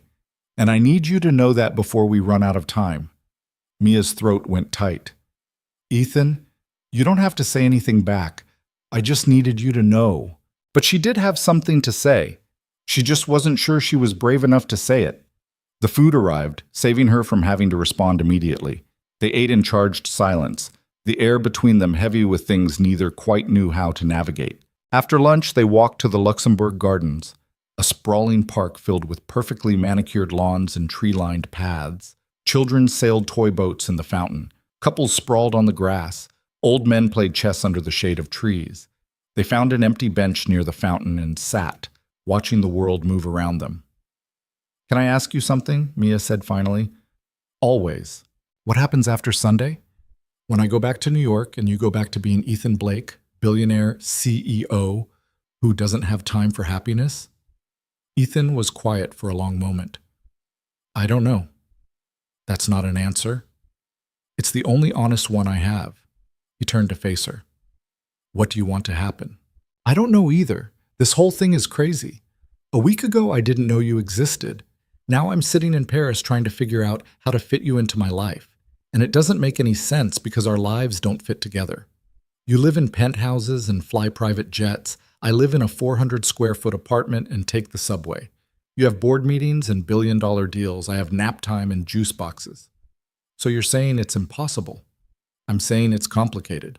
"Complicated isn't the same as impossible." Ethan shifted closer. "Mia, I know this is fast. I know it's messy, but I also know I don't want to lose this. I don't want to lose you. You barely know me. I know enough. I know you're kind and honest, and you don't let me get away with my own bullshit. I know you make me want to be better. I know that when I'm with you, I feel like maybe I'm not completely broken." His voice cracked slightly. "That's enough for me to want to try." Mia felt tears prick her eyes. "You're not broken." "Yes, I am. I've been broken for years. I just got really good at hiding it." He touched her face gently. "But with you, I don't feel like I have to hide." "Ethan." She didn't know what to say, didn't know how to reconcile the impossibility of this with how right it felt. You don't have to decide anything right now, he said softly. We still have 2 more days. Let's just be here, together, and figure out the rest when we have to. She nodded, not trusting her voice. They stayed in the park until the sun started to sink, talking about lighter things. Ethan told her about Noah's latest obsession with space, how he'd started asking questions about black holes that Ethan couldn't answer. Mia told him about Owen's fear of thunderstorms and how they'd created an elaborate game where Owen was a superhero who could control the weather. You really love him, Ethan said. Owen? Of course I do. That's the job. No, it's not. The job is keeping him safe and fed. Love is extra. He paused. Does it hurt? Loving someone else's kid, knowing you'll eventually have to leave? Mia thought about that. Sometimes. But the love is worth the hurt. And I think Owen knows he's loved, even if I'm not his mom. That matters. Noah's nanny, Mrs. Chen, she's been with us for 2 years, and I don't think she's ever told him she loves him. Does she? I don't know. Maybe. She's professional about everything. Kids don't need professional. They need real. Mia squeezed his hand. You should tell her she can love him, that it's okay, that it's actually what he needs. And if she leaves someday, if Noah gets attached and then she's gone, then he learns that love doesn't end just because someone leaves, that people can love you and still move on. That's not a bad lesson. She met his eyes. Protecting kids from loss means protecting them from connection, and connection is what makes life worth living. Ethan looked at her like she'd said something profound. How are you so wise? I'm not wise. I just pay attention. They left the park as evening settled over the city, the streetlights beginning to glow. Ethan's phone had been buzzing periodically all day, but he'd ignored it completely. Now he glanced at it and frowned. What's wrong? Mia asked. My assistant, she's been trying to reach me. Something came up with the Bellamy deal. Is it bad? I don't know yet. Let me make a call. He stepped away, phone to his ear, and Mia watched his expression shift from relaxed to tense. Whatever the news was, it wasn't good. When he came back, his jaw was tight. There's a problem with the contract. One of Bellamy's investors is threatening to block the whole deal unless we renegotiate terms. Jean-Claude wants to meet tonight to discuss damage control. Tonight? In 2 hours. He looked genuinely upset. I'm sorry. I know I said today was just us, but it's okay. This is important. So are you. I know. But this deal matters. Not just to you, to all those hospitals that need the equipment. She touched his arm. Go. Do what you need to do. I'll be fine. Come with me. To a business meeting? Ethan, that's not... I don't care if it's appropriate. I want you there. His eyes were intense. Please, I work better when you're around. Mia wanted to argue, but the look on his face stopped her. This wasn't about needing her professionally. It was about needing her. Okay, she said, but I'm not promising to save the day this time. Just being there is enough. The meeting was at Jean-Claude's private office, a beautiful old building near the opera. When they arrived, both Jean-Claude and Philippe were already there, along with 2 other men Mia didn't recognize. Ethan, thank you for coming on such short notice. Jean-Claude looked stressed. And Mademoiselle Lawson, I did not expect you, but perhaps that is good. We could use some calming presence. The problem, as they explained it, was simple and complicated at once. One of Bellamy's early investors, a man named Richard Stern, held enough shares to essentially veto the deal. He was demanding twice the agreed-upon buyout price for his shares, knowing that without his approval, the whole acquisition would collapse. He's holding you hostage, Mia said without thinking. All 4 men turned to look at her. I'm sorry, I didn't mean to... No, you're right, Felipe said. That's exactly what he's doing, and we don't know how to break the stalemate. What does he want? Mia asked. I mean really want. Not just the money. There has to be something else. People don't blow up deals worth this much just for a bigger payout. Jean-Claude frowned, considering. He's been with the company since the beginning, 23 years. He and our founder were close friends. And now you're selling to someone he doesn't know, Mia said slowly. Someone American. Someone who he probably thinks is going to gut the company he helped build. Ethan leaned forward. You think this is about loyalty, not money? I think it's about fear. He's scared of what happens to his friend's legacy, and throwing money at fear doesn't make it go away. The room went quiet. So what do we do? Philippe asked. We cannot negotiate with fear. No, Ethan said, looking at Mia with something like wonder. But we can address it. 20 minutes later, they had a plan. Not a perfect plan, but a real one. Ethan would meet with Richard Stern directly, without lawyers or intermediaries. He'd explain his vision for Bellamy, not the financial projections or market analysis, but the actual human reason he wanted to preserve the company. And he'd offer Stern a seat on the board, a voice in major decisions, a way to ensure his friend's legacy stayed intact. It might not work, Jean-Claude said. Richard is stubborn. Then I'll convince him, Ethan said. Because walking away isn't an option. The meeting broke up shortly after. As they left the building, Ethan pulled Mia aside. How do you do that? He asked. Do what? See through the noise to what actually matters. Everyone in that room was focused on the money and the contracts. You went straight to the emotional truth. That's just how people work. Everything is emotional, even when it pretends to be logical. She smiled. You would have figured it out eventually. Maybe, but you figured it out in 5 minutes. He kissed her forehead. Thank you.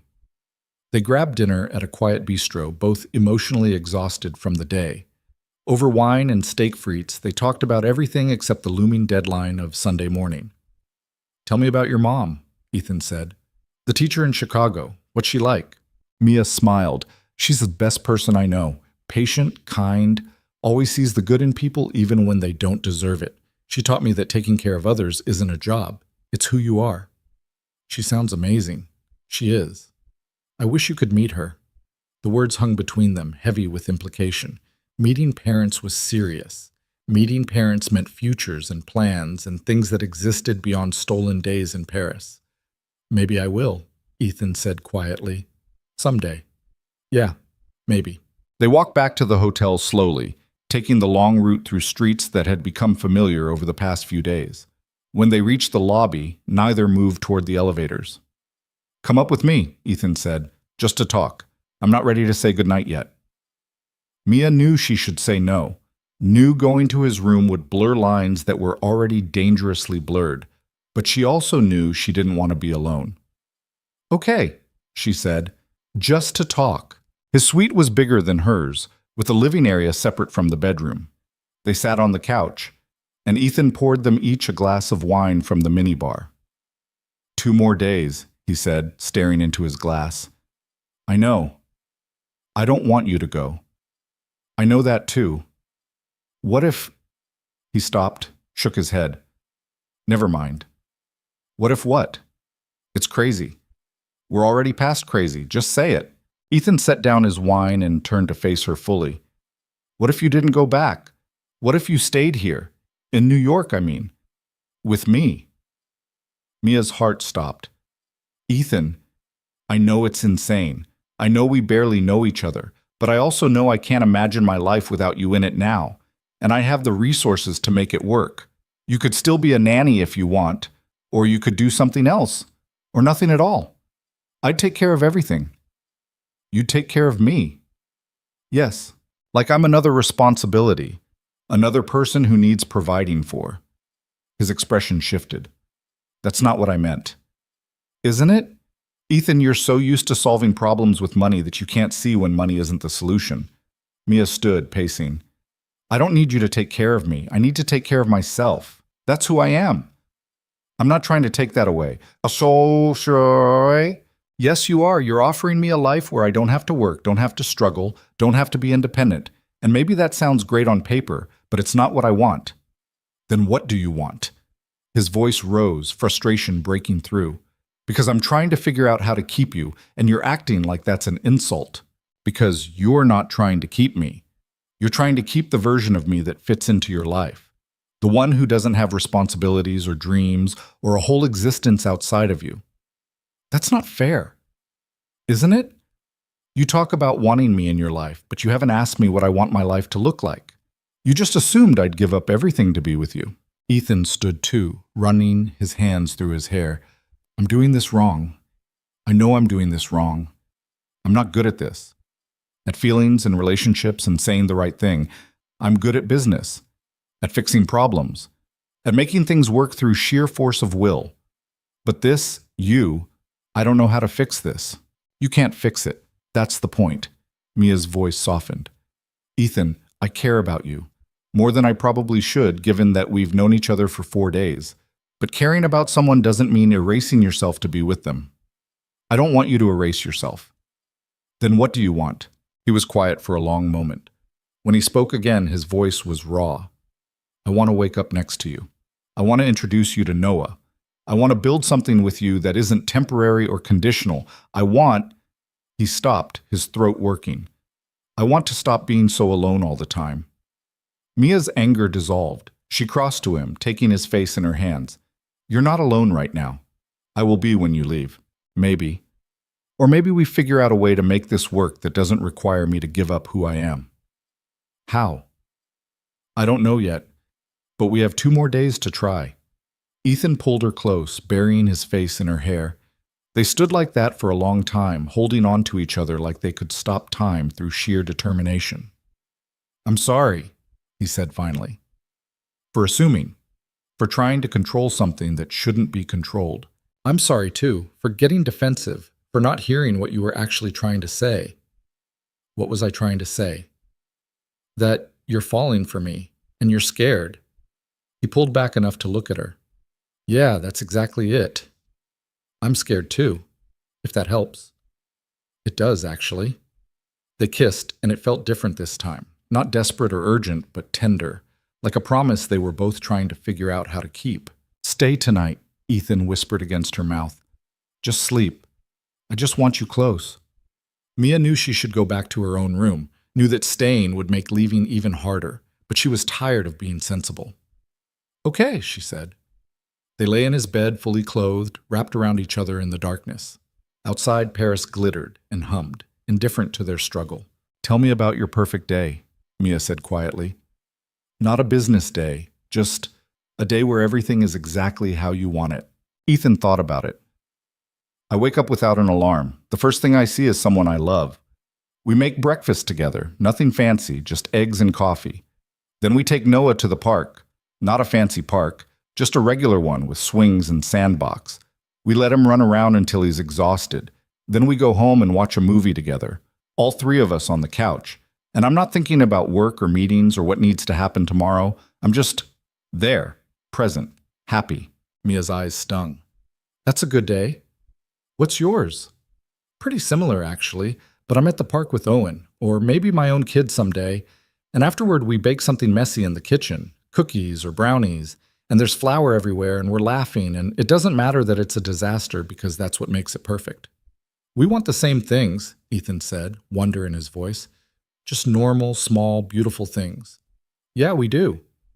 So why does it feel impossible? Because wanting the same thing isn't the same as knowing how to build it together.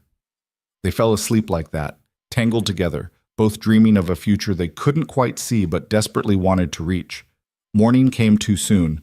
Mia woke to find Ethan already awake, watching her with an expression she couldn't quite read. Hi, she said softly. Hi. He brushed hair from her face. I have to tell you something. Her stomach dropped.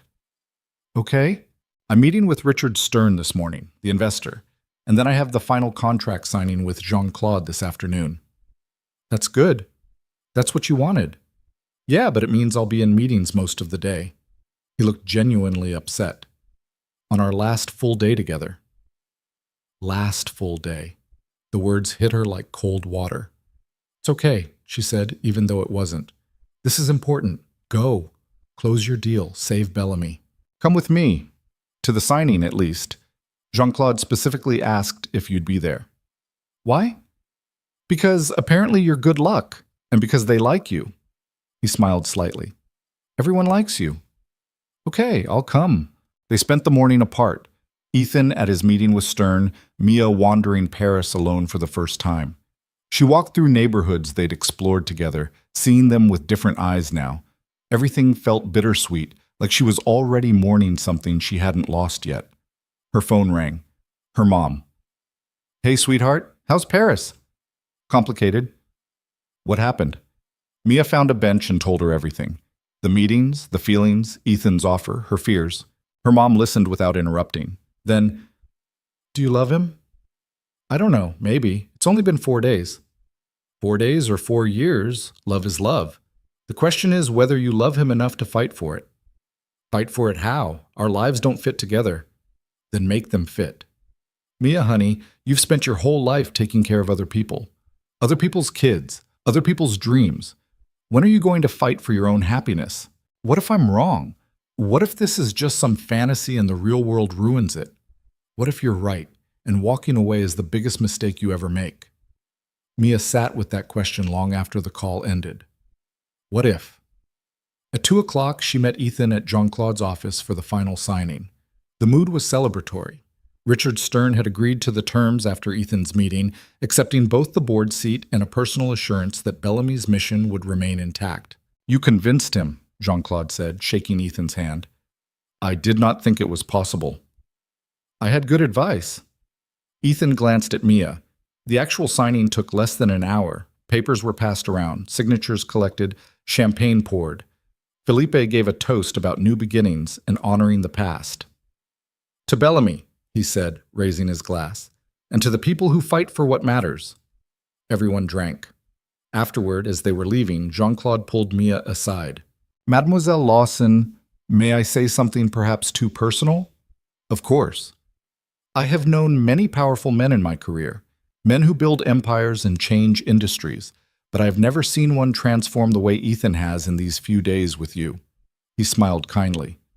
"Whatever you two are building, I hope you do not give up on it too easily. The world needs more people who remind men like him what truly matters." Mia's throat went tight. "Thank you. And if you ever need anything, a reference, a connection, anything at all, you call me." "Yes?" "Yes. Thank you." Ethan was waiting outside, and the look on his face when he saw her made her heart ache. "One more night," he said.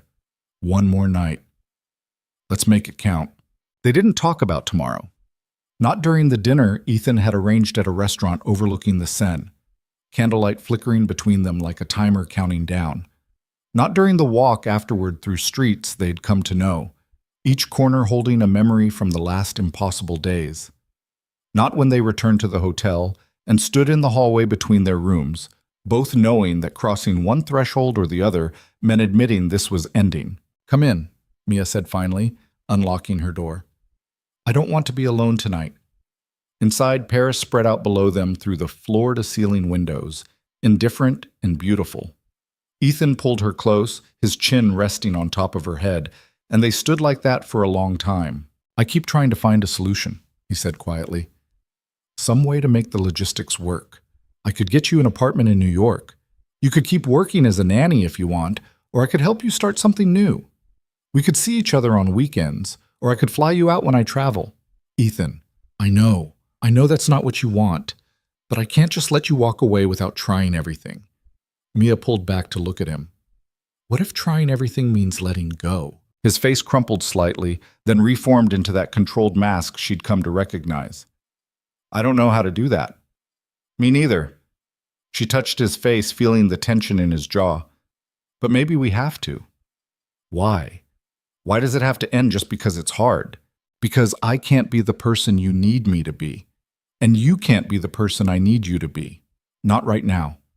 Maybe not ever." Her voice cracked. "You need someone who can fit into your world without losing themselves. And I need someone who can meet me in mine. And I don't think we know how to do either of those things yet." Ethan's hands tightened on her waist. "So that's it? We just give up?" "I'm not giving up. I'm being realistic." Mia stepped back, wrapping her arms around herself. "Ethan, you have a son, a company, responsibilities that aren't going to disappear just because you met someone.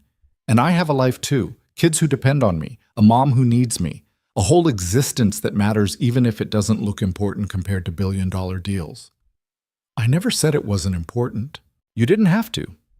Every solution you've proposed has me changing my life to fit yours. Moving, switching jobs, Being available when you need me.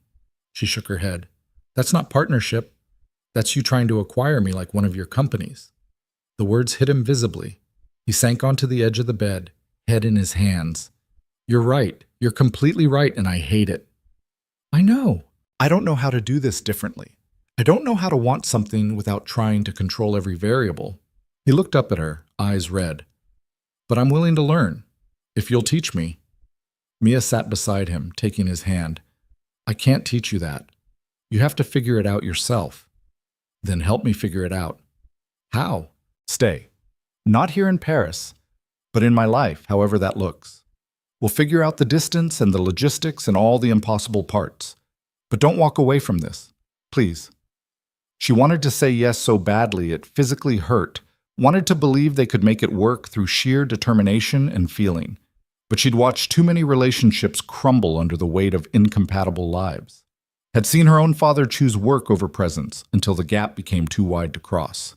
What about Noah? She asked quietly. Ethan blinked, thrown by the change in direction. What about him?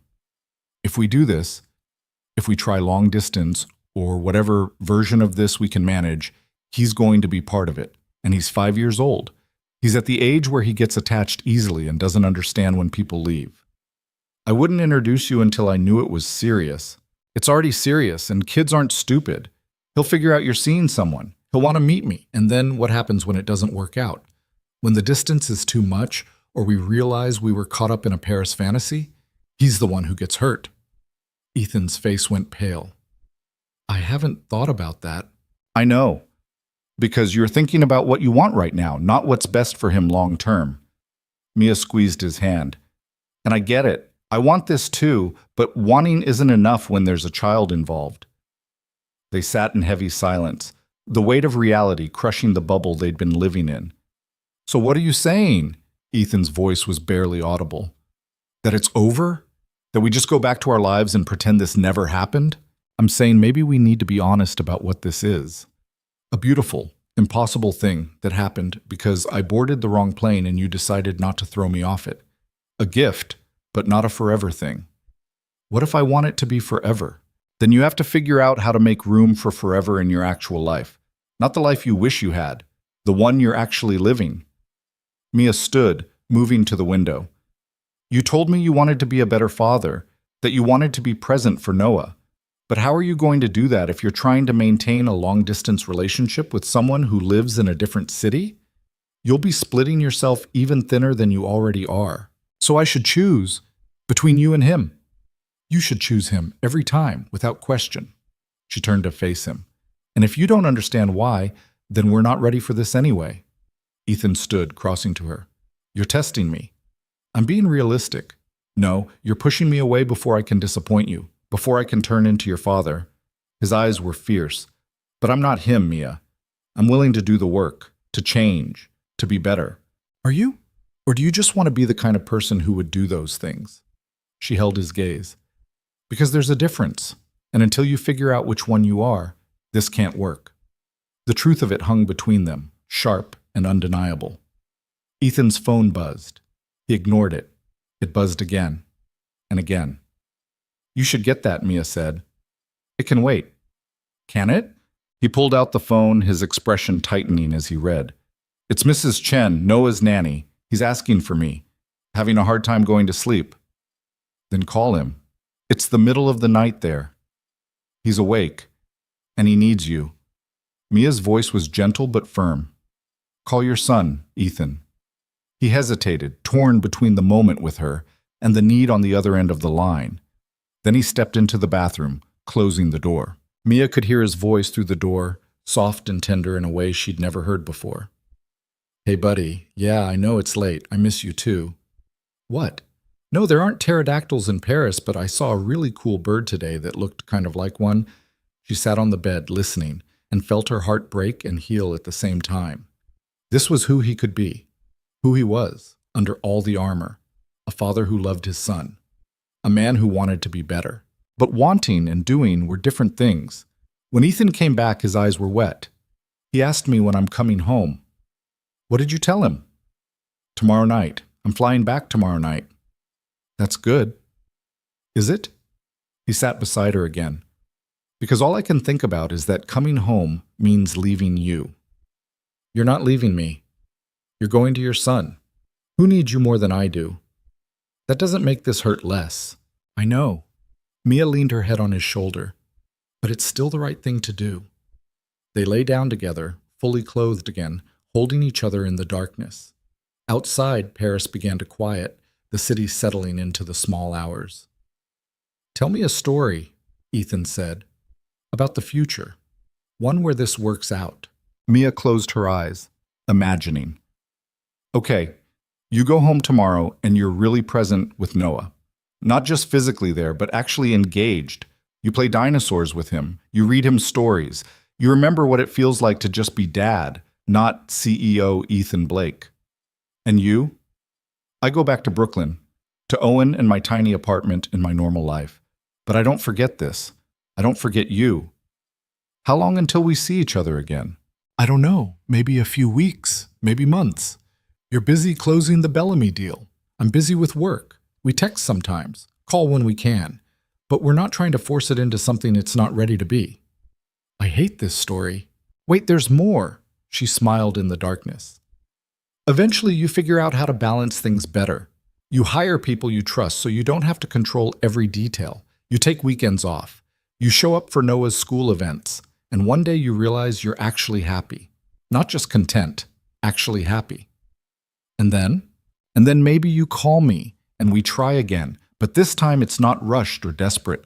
It's just two people who care about each other figuring out if their lives can actually fit together. Does it work? In your story? I don't know yet. We haven't gotten there. Ethan pulled her closer. I want to get there. Then do the work to get there. Not for me, for yourself, for Noah. What if I do all that and you've moved on? What if I become the person I need to be and you're already with someone else? Mia turned to face him, their noses almost touching in the darkness. Then I guess it wasn't meant to be. And that would hurt like hell. But at least you'd still have become that person. That would still matter. You're very wise for someone who accidentally boards the wrong plane. She laughed, the sound thick with unshed tears. You keep saying that. Because it keeps being true. They fell asleep tangled together, both pretending they had more time than they did. Morning came brutal and bright. Mia woke first, watching Ethan sleep. He looked younger like this, the constant tension erased from his features.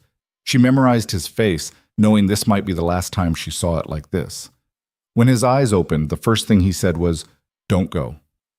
I have to. I know, but I needed to say it anyway. They got ready in silence, the weight of goodbye pressing down on everything. Ethan had arranged for a car to take her to the airport. Her flight left at 2, his left at 7. Come with me, he said as she packed her small bag. Fly back to New York. We could have a few more hours. And make it harder? No. She zipped the bag. Clean breaks are better. Who says? Everyone who's ever had their heart broken. They went down to breakfast, but neither could eat. The coffee tasted bitter. The pastries sat untouched. At noon, the car arrived. They stood in the hotel lobby, the same place where this had all started to feel real. Other guests moved around them, oblivious to the small tragedy playing out in their midst. I'm not good at this, Ethan said, at letting people go. I know. I want to ask you to stay again, even though I know you'll say no. Then don't ask. What if this is a mistake? What if we're giving up on something that could have been everything? Mia's eyes filled with tears. Or what if we're being smart enough to recognize that timing matters, that wanting something isn't enough if you're not ready for it? I hate that you're right. I hate it too. He pulled her into his arms, and she let herself break a little bit. Let the tears come. Let herself feel the full weight of walking away from something that felt like it could have been magic. Thank you, Ethan said into her hair, for boarding the wrong plane, for saving my meeting, for reminding me what it feels like to be human. Thank you for not throwing me off the plane, for showing me Paris, for being more than I expected. She pulled back, wiping her eyes, and for being brave enough to let me go. I'm not brave. I'm terrified. Being terrified and doing it anyway is the definition of brave. They kissed one last time, soft and sad, and full of everything they weren't saying. Then Mia picked up her bag and walked to the car without looking back. If she looked back, she'd lose her nerve. She'd run back inside and beg him to find a way to make it work. Logistics be damned. But she didn't look back. The drive to the airport was a blur. She checked in mechanically, went through security in a daze, found her gate, and sat staring at nothing. Her phone buzzed. I know you said clean breaks are better, but I need you to know something. This week changed my life. You changed my life. And whatever happens next, I'm grateful for that. She typed and deleted 3 responses before settling on, me too, take care of yourself. And Noah, he's lucky to have you. I'm the lucky one. Safe travels, Mia. The flight home was quiet. The first-class seat Ethan had booked felt too big, too empty. She stared out the window as they flew over the Atlantic, retracing the path that had started this whole impossible thing. When she landed at JFK, reality hit hard. Her phone had a dozen texts from her mom, from Rebecca, from friends who'd heard she'd extended her trip. Everyone wanting to know about Paris. She told them it was beautiful, magical, life-changing. She didn't tell them about the man who'd made it all those things. Brooklyn felt smaller than she remembered. Her apartment felt cramped after the hotel suite. But it was home, familiar and comfortable and hers. She threw herself back into work. Owen was thrilled to see her, demanding to know if she'd seen the Eiffel Tower, and if it was really as big as in pictures.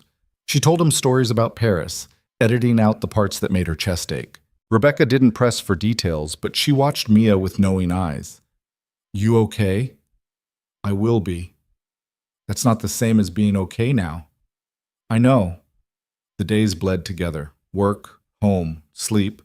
She talked to her mom, who'd somehow figured out there was more to the Paris story than Mia was saying. When you're ready to tell me about him, I'm here. How did you know there was a him? Because I'm your mother, and because I know what it sounds like when someone's trying not to cry while talking about the Louvre. 2 weeks passed, then 3. Mia checked her phone constantly, both hoping and dreading a message from Ethan. None came. She told herself it was good. Clean break, remember? No messy long-distance attempts. No false hope. It still hurt. Then, 4 weeks after Paris, her phone rang at 8 p.m. Unknown number. She almost didn't answer, but something made her pick up. Mia? A small voice. Not Ethan. This is Noah. Her heart stopped. Noah? How did you get this number? From my dad's phone. He doesn't know I called, but I needed to ask you something. Okay. She sat down, mind racing. What do you need to ask? Are you the reason my dad's different? Different how? He's home more now, like actually home. Not just in his office on calls. He plays with me. We went to the park 3 times this week, and he laughs more. The little boy's voice got quieter. I heard him tell someone you made him want to be better. Was that you? Mia's eyes burned. Yeah, buddy, that was me. Are you his girlfriend? It's complicated. That's what adults say when the answer is yes, but they don't want to say it. He sounded so much like Ethan, it made her smile through tears. Do you like him? Very much. Does he like you? I think so. Then why aren't you here? He's sad when he thinks I'm not looking. I can tell. Sometimes people like each other, but the timing isn't right. It's hard to explain. My dad says hard things are the most important things, and that you don't give up just because something's difficult. Noah paused. He was talking about his work, but maybe it's true for other stuff too? Maybe it is. Mia's throat felt tight. Noah, where's your dad right now? Taking a shower. I should probably hang up before he finds out I took his phone. Yeah, you probably should, but Noah? Thank you for calling me. It means a lot. Okay, bye, Mia. Bye, sweetie. She sat staring at her phone for a long time after he hung up. 5 minutes later, it rang again. This time it was Ethan. I'm so sorry, he said immediately. Noah just confessed he called you from my phone. I had no idea. Whatever he said, he asked if I was the reason you're different. Ethan went quiet. What did you tell him? The truth. That I was. She took a breath. Ethan, what's happening? Why are you home more? Why are you actually playing with him? Because you were right. About everything. About me hiding behind work. About needing to figure out how to be present. His voice was rough. So I've been figuring it out. I promoted 2 people I trust to handle day-to-day operations. I blocked off my calendar from 6 to 9 every night for Noah. No calls, no emails, just us. And it's been really good. I'm glad. Are you? Because I did all this thinking it would prove something, that if I became the person you needed me to be, maybe we could try again. But you haven't called, haven't texted, and I've been too afraid to reach out because what if you've moved on? What if I haven't moved on? You haven't? No. I've been waiting, I guess, to see if you'd actually do the work or if it was just talk. She smiled. Sounds like you did the work. I'm still doing it, every day. It's hard as hell. And sometimes I want to fall back into old patterns. But then I think about you and what you said about choosing Noah, about being present. And I keep trying. That's all anyone can do. Keep trying. Mia, I know we said we needed time and space, and I respect that. But I need to know, is there still a chance? For us? She thought about all the reasons to say no. The distance, the different worlds, the risk of it not working out, and the pain that would follow. Then she thought about Noah's voice on the phone, about Ethan choosing to change, about the story she'd told him in Paris where they tried again when they were ready. Yeah, she said softly, I think there's still a chance. Yeah? But it has to be slow and real, not grand gestures or you trying to fix everything with money. Just 2 people getting to know each other when they're not stuck on a plane or living in a Paris bubble. I can do slow. I'm not great at it, but I can try. And I need to meet Noah, properly. Not as some secret girlfriend, but as someone important in your life. If we're doing this, he needs to be part of it from the beginning. He'd love that. He's already decided you're magic because you calmed Jean-Claude's grandkids. Mia laughed. How does he know about that? I may have mentioned it once or 12 times. You made quite an impression. On the kids or on you? Both. Definitely both. They talked for 2 hours, making plans. Ethan would come to New York the following weekend. They'd take Noah to the park, get ice cream, see if the 3 of them could actually work as a unit. No pressure, just possibility. I'm nervous, Ethan admitted. What if he doesn't like you? Then we figure it out. But Ethan, I'm pretty good with kids. It's kind of my thing. I know, I want this to work so badly. Me too. But wanting it isn't enough. We have to build it, day by day, choice by choice. When did you get so wise? I've always been this wise. You were just too busy being controlling to notice. He laughed, and the sound made her chest warm. I missed this. I missed you. I missed you too. That weekend, Ethan flew to New York with Noah. They met at Central Park on a sunny Saturday afternoon. Noah was smaller than Mia expected, with Ethan's gray eyes and a gap-toothed smile that melted her heart instantly. You're Mia, he announced. My dad talks about you all the time. Noah, Ethan said, his ears going red. What? You do. You said she's the smartest person you know, and she's really good with kids, and she makes you laugh. Mia grinned at Ethan's embarrassment. Did he now? Don't encourage him. They spent the afternoon together, and it was easier than Mia expected. Noah was bright and funny and asked a million questions. He wanted to know everything about her, what her favorite dinosaur was, if she liked space, whether she thought chocolate or vanilla was better. They played on the swings, fed ducks, got ice cream that dripped everywhere. And through it all, Mia watched Ethan, the way he was fully present with Noah, the way he laughed at the kids' terrible jokes, the way he included Mia naturally in their dynamic without making it forced. He'd really done the work. As the sun started to set, Noah ran ahead to the fountain, giving Ethan and Mia a moment alone.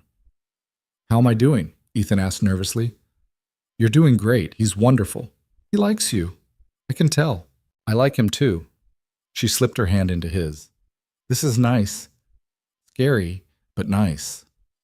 Terrifying, but worth it. Noah ran back, tugging on Ethan's hand. Dad, can Mia come to dinner with us, please? Ethan looked at Mia, hopeful. Can you? Yeah, I can. Dinner was at a family-friendly Italian place where Noah ordered spaghetti and proceeded to get sauce everywhere. Ethan handled it with patience Mia wouldn't have expected a month ago. He helped Noah clean up, told him it was okay, didn't get stressed about the mess. As they walked back to Ethan's car, Noah between them, the little boy reached up and took both their hands. "This is nice," he said. "The three of us." Mia's eyes met Ethan's over Noah's head. "Yeah," Ethan said softly. "It really is." They didn't rush things. Over the next few months, Ethan came to New York every other weekend. Sometimes Mia would visit them. They built something slowly and carefully, making room for each other in their actual lives instead of trying to create some fantasy version. Mia met Ethan's business partners. He met her mom. Noah started asking when Mia was coming over, saving drawings to show her. It wasn't perfect. There were hard conversations about boundaries and expectations, about what Mia needed and what Ethan could realistically give, about how to blend their different worlds without either of them losing themselves. But they kept showing up for each other, kept choosing this, kept doing the work. 6 months after Paris, Ethan asked Mia to move in with them. "I know it's a big step," he said, "and I know you love your independence, but we have a guest room you could use as your own space. You could keep working with Owen if you want, or try something new. No pressure, just us trying to build something real." Mia thought about it for a week, talked to her mom, talked to Rebecca, made a list of pros and cons that didn't actually help. In the end, she said yes, not because Ethan asked, but because she wanted to. Because this thing they'd built felt solid enough to bet on. Moving in was chaos. Her small apartment's worth of stuff looked ridiculous in Ethan's penthouse. But Noah was thrilled, helping her unpack while providing commentary on everything. "This stuffed elephant is really old," he observed. "My mom gave it to me when I was your age." "Cool. Does it have a name?" "Peanut. That's a weird name for an elephant." Noah considered this. "I like it." That first night after Noah was in bed, Ethan and Mia stood in the kitchen that was now theirs. "This is really happening," Mia said. "Having second thoughts?" "About 100, but I'm staying anyway." "Good. Because I already converted the closet in your room, and there's no going back." "You did what?" He grinned. "Kidding, mostly." They settled into a rhythm. It wasn't always smooth. There were arguments about space and schedules, about Mia feeling like she was intruding and Ethan overcompensating by trying to give her everything, about Noah getting jealous when he had to share his dad's attention. But they worked through it, all of it, with honesty and patience and a commitment to actually hearing each other. A year after Paris, they went back, all three of them. Ethan had business there anyway, and Mia wanted to show Noah the city that had changed everything. They stayed at the same hotel, ate at the same restaurants, walked the same streets, but it was different now, not desperate or urgent, just right. On their last night, after Noah was asleep in the adjoining room, Ethan and Mia stood at the window of their suite, looking out at the glittering city. "Do you remember standing here that first night?" Ethan asked, "when you thought you were leaving the next day?" "I remember thinking this was the craziest thing that had ever happened to me. And now? Now it's just life. Crazy, complicated, beautiful life." He pulled a small box from his pocket. "I have something for you." Mia's heart jumped. "Ethan, it's not what you think. Well, it is. But also it isn't." He opened the box to reveal a simple gold ring. "I'm not proposing, not yet. We said slow, and I'm sticking to that. But I wanted you to have something that says I'm committed to this, to us, to building something that lasts. It's beautiful. It's a promise that I'll keep showing up, keep doing the work, keep choosing you and Noah every day, even when it's hard." He took the ring out and slipped it on her right hand. "What do you say? Will you keep choosing us too?" Mia looked at the ring, then at him, then out at Paris spread below them. A year ago, she'd stood in this spot terrified of losing something she'd barely found. Now she stood here terrified of how much she had to lose. But she'd learned that the fear was part of it, that building something real meant risking everything, that love wasn't about certainty. It was about choosing to show up even when you weren't sure of the outcome. "Yeah," she said, reaching up to kiss him. "I'll keep choosing us." The next morning, they took Noah to the Luxembourg Gardens. He ran ahead to the fountain while Ethan and Mia walked hand in hand behind him. "Thank you," Ethan said. "For what?" "For getting on the wrong plane, for giving me a second chance, for teaching me what actually matters." Mia squeezed his hand. "Thank you for not throwing me off." They laughed, and Noah turned around to look at them, puzzled by the private joke he'd heard a dozen times but never understood. What's so funny? He called. Nothing, buddy, Ethan called back. Just remembering how we met. You met on a plane, right? That's boring. It was a little more complicated than that. Everything's complicated with you guys, Noah said with the certainty of a 6-year-old who'd figured out the world. Then he ran off to chase pigeons. Ethan and Mia watched him go, then looked at each other. He's not wrong, Mia said. No, he's not, but the complicated things are usually the most worthwhile. Is that a business philosophy? It's a life philosophy, one I learned from someone very wise who accidentally boarded my plane. They sat on the same bench where they'd sat a year ago, talking about impossible futures. Except now, the future didn't feel impossible. It felt real and achievable and right there in front of them. Noah came running back, out of breath and grinning. Can we get crepes? Yeah, we can get crepes, Ethan said. Can Mia pick the flavor? She always picks good ones. Sure, buddy. As they walked toward the crepe stand, Noah between them holding both their hands, Mia thought about all the choices that had led here. The exhaustion that made her board the wrong plane, Ethan's decision not to turn around mid-flight, her choice to stay in Paris, his commitment to change. None of it had been easy. None of it had been certain. But all of it had been worth it. Because sometimes the best things in life started with mistakes, with wrong turns that led to right places, with strangers who became family.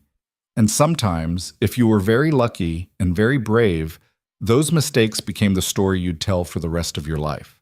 The one that started with, I got on the wrong plane, and ended with, and it was the best mistake I ever made. Years later, when Noah was 12 and asking about how his dad and Mia got together, they'd tell him the whole story, about Paris and meetings and 2 people who almost gave up before they started. That's kind of crazy, Noah would say. Yeah, Mia would agree, looking at Ethan across the dinner table of the home they'd built together. It really was. But good crazy. The best kind. And Ethan, who'd learned that control was an illusion and that the best things in life were the ones you couldn't plan for, would smile and say, the very best kind. Because boarding the wrong plane had taught them something neither expected to learn. That love wasn't about having all the answers or making everything perfect. It was about showing up, doing the work, and choosing each other even when it was hard. Especially when it was hard. And that was a lesson worth learning. Even if it started 30,000 feet in the air with a stranger asking, "You're in my seat."